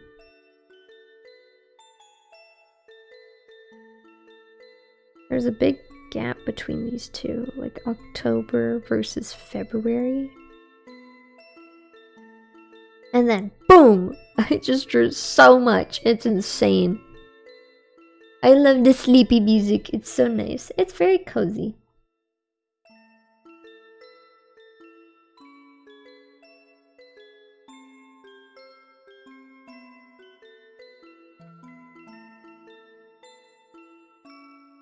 Snore, snore.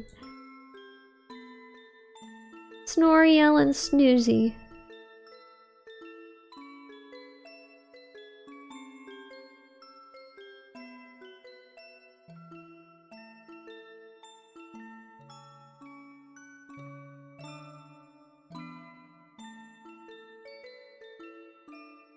I love that puns are Toriel's favorite thing ever.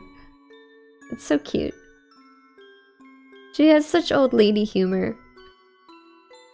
It's so cute.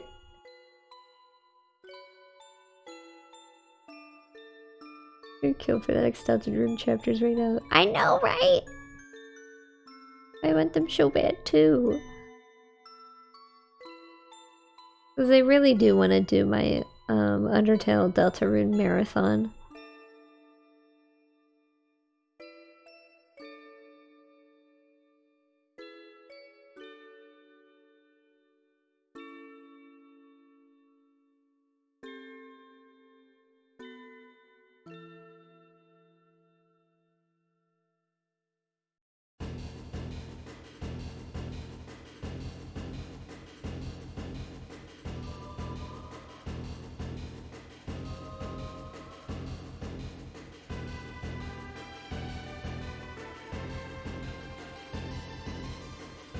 Not Undyne. Nope, this is the chase in Deltarune.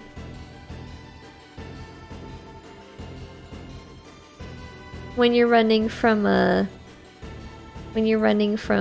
Lancer before he reveals himself. No, your perfect streak. It's fine. There are several songs that I always forget, like where they happen or when they happen.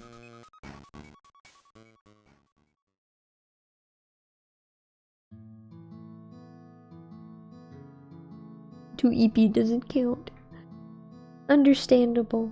I was so EP the other day that like I completely missed a bunch of important stuff whenever I was following the guide.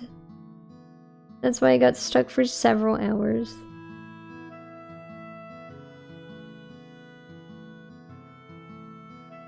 But I immediately fixed it yesterday. I'm really proud of myself. I actually want to replay that game like immediately, which is so surprising because of how like what I did and what happened. Like In Stars and Time is just really good. And someone on Tumblr made a really cool post about like comparing One Shot, Undertale, and In Stars and Time, about how like they're all different in concepts. But despite it all, you just have to let go. You just have to learn to let go. And that's a big part of all three of those games. And that's probably why they're all so good.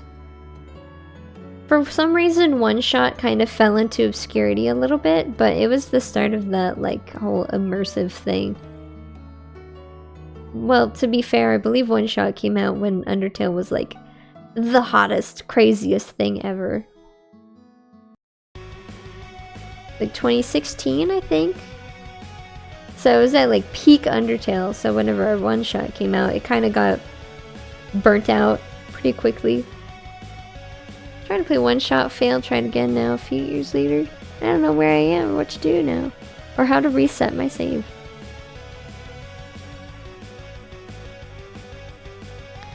If you're ever stuck, make sure to check your files.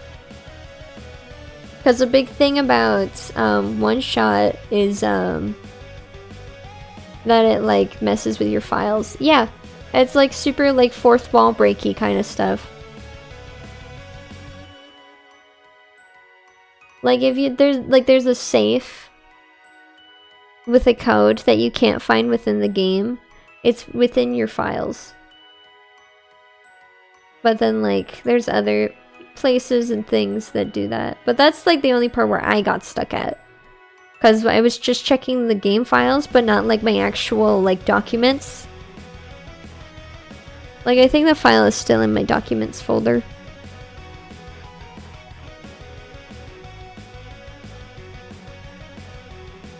I may have deleted it actually. It's fine. But yeah, there are a few times where you need to look in your files.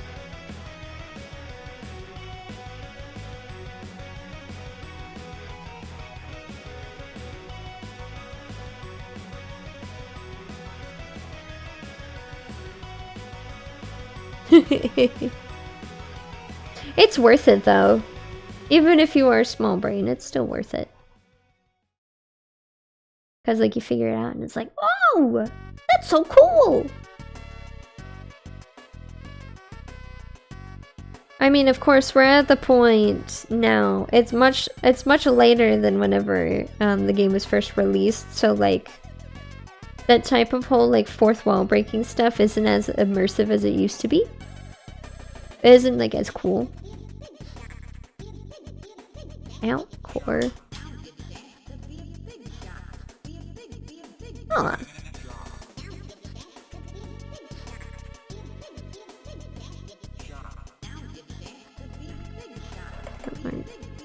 Out core. Out core.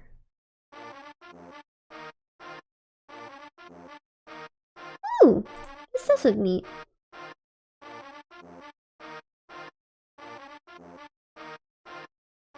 Well, that is neat. I will add it to my. There's no point in adding it to my wish list, but I can't really mess with that while PNG Tuber is open, so I added my wish list so I don't forget about it. Speaking of, okay, VOD Part 3 is almost finished. We're almost free. We're almost free. I'll be uploading all of the In Stars and Time VODs tomorrow. I wanted to do it today, but I don't want to upload 5 videos in one day. I'd rather upload 4 videos in one day. Or I might do 2 on, or I might do 2 tomorrow and 2 on Sunday. I don't know, I just don't want to, like, overload, like, YouTube. And it might take a while anyway. I'd rather just upload this and then upload those later. That's all.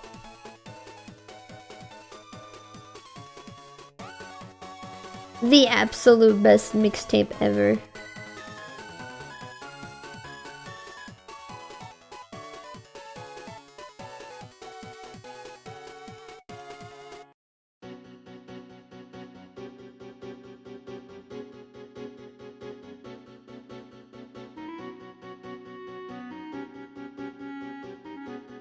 This song always makes me think of, the GBA sound font.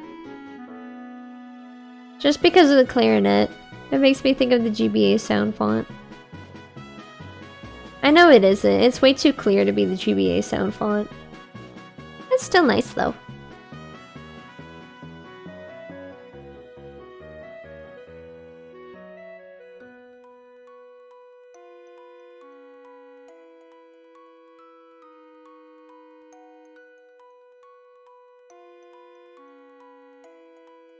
Oopsie.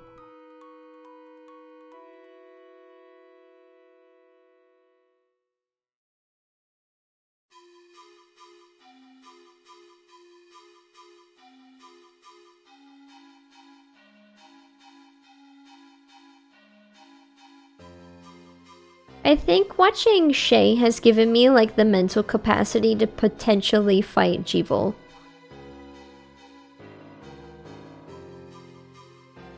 Cause like I've seen how exactly to like circle those looping attacks now.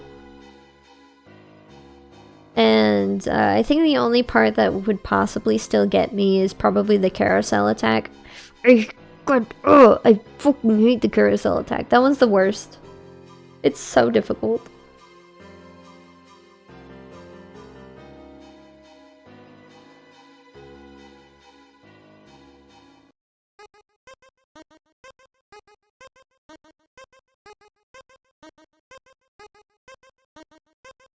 So easy that you just go up and down, not even left or right. Yeah, I've figured. Yeah. Your best friend, Flowery the flower!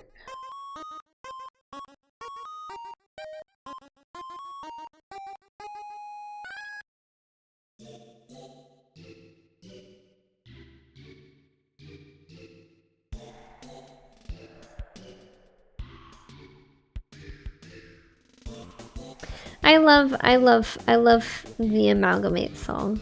I love Amalgam. It's so good.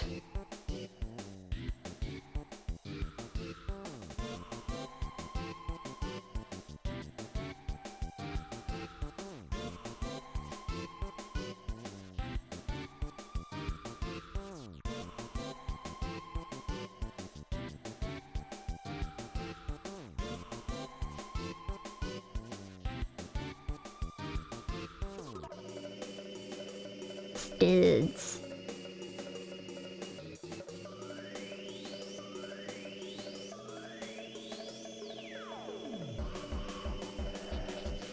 Honestly, I kind of wish Amalgam was just a bit longer. I don't know why. Such a good song.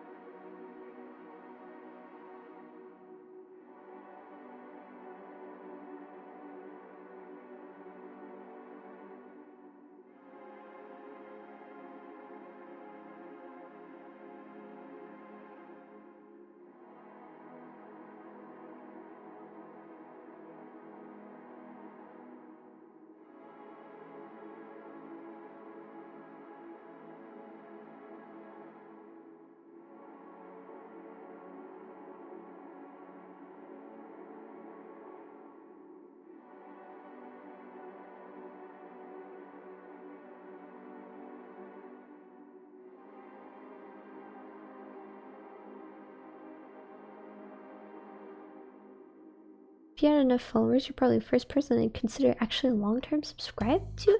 Really? Me? I'm not even a partner yet, and you're already saying that? Oh, I'm flattered. Very sweet of you.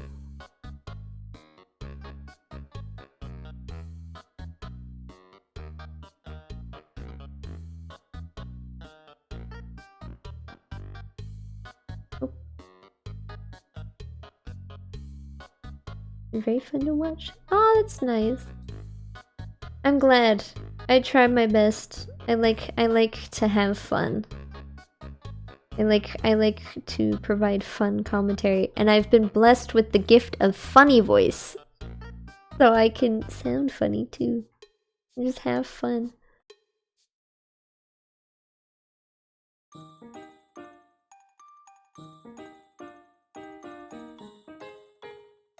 Goofy, haha. Yes, I love the Noel song. Just so, like, nice. I don't remember what it's called. Yeah, it's called, like, Girl Next Door. It's the girl next door.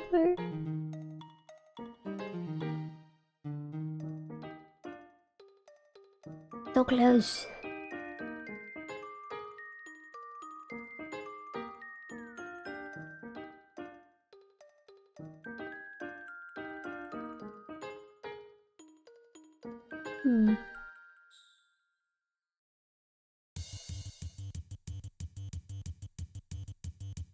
Never know the song names except the obvious ones.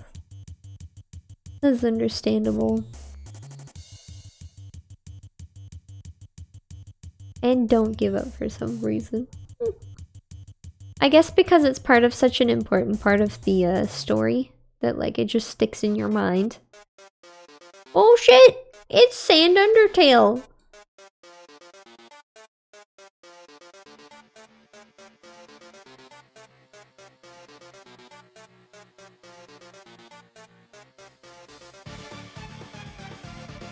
OMG. Yeah, I remember seeing someone mention that like Megalovania isn't Sans' song, but rather the player's song because of what a megalomaniac is. Yeah, no, I'm not gonna look it up on my PC. I'm gonna look up the definition on my phone. It's like someone who like... what is it? Megalomaniac, meaning... a person who is obsessed with their own power. Not to mention, Sans is the first to attack instead of you. But yeah. It's your theme. That would make sense, but I feel like if that was true, he wouldn't have the Megalovania leitmotif everywhere. I don't... is the Megalovania leitmotif everywhere? I don't know. I remember someone made like a huge like edited video of like all the leitmotifs everywhere in the credits. It makes sense for it to be in the credits, but like I don't know, that would make only like 2 places where the leitmotif is present. Leitmotif.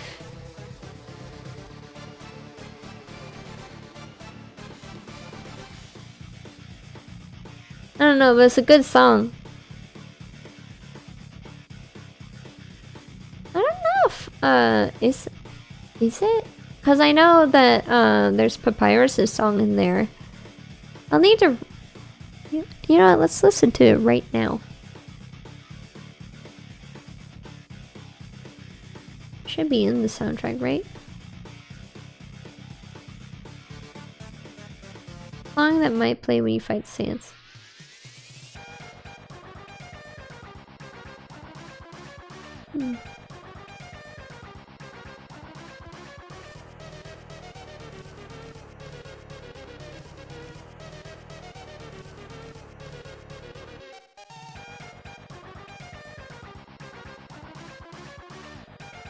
Yeah, I figured Gaster's theme would probably be sprinkled in there a little bit.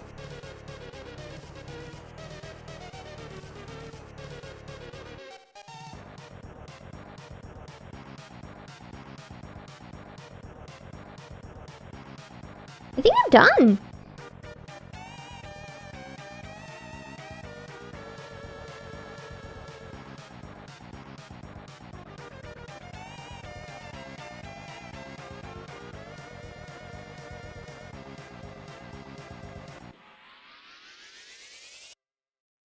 I keep the background dark though. Just so it was a little easier to see. Ooh, I made it very close to the actual like background color. She's floating.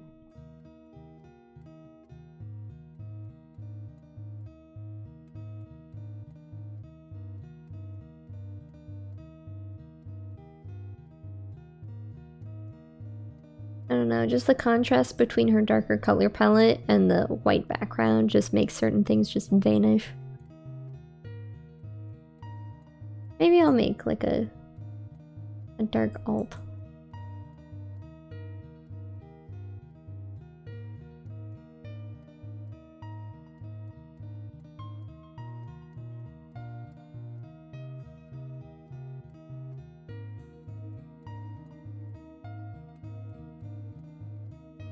Forgot I could do this much quicker.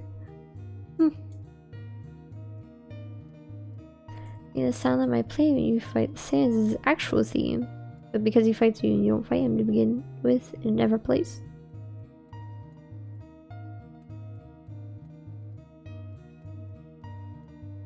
Yeah, I do really like the whole idea of Megalovania being the player's theme instead of Sans's, so his theme never truly plays. Since the song that might play when you fight Sans isn't actually in the game, but it is in the soundtrack.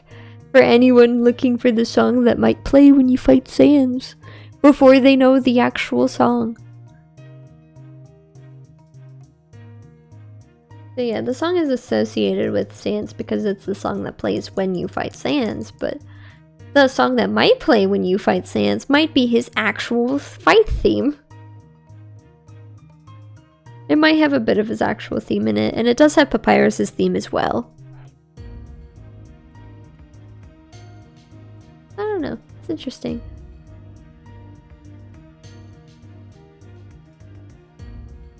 Ugh, my eyes. You know what? Yeah. Keep the background dark. Alright. Can't save in that folder. Documents, 2023.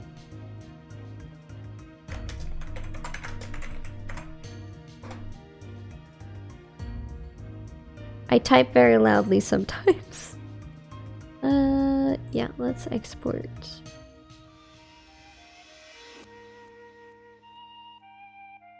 Yeah. PNG.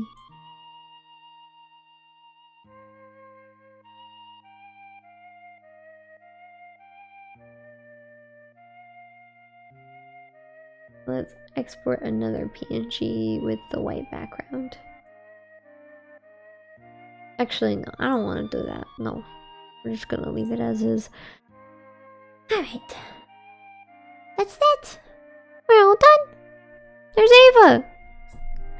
We got 3 out of the main 6. We're halfway through.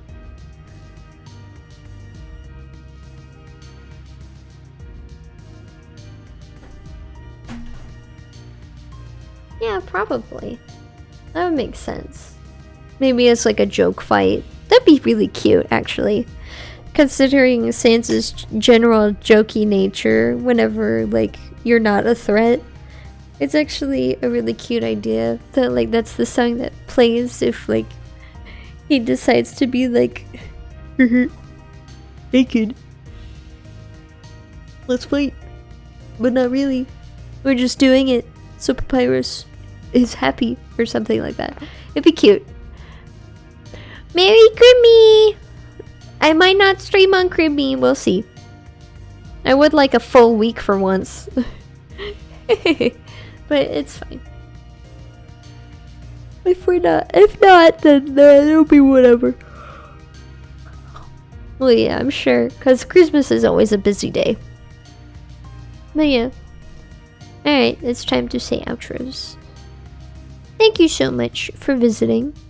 I hope you have a great day, and as always, farewell!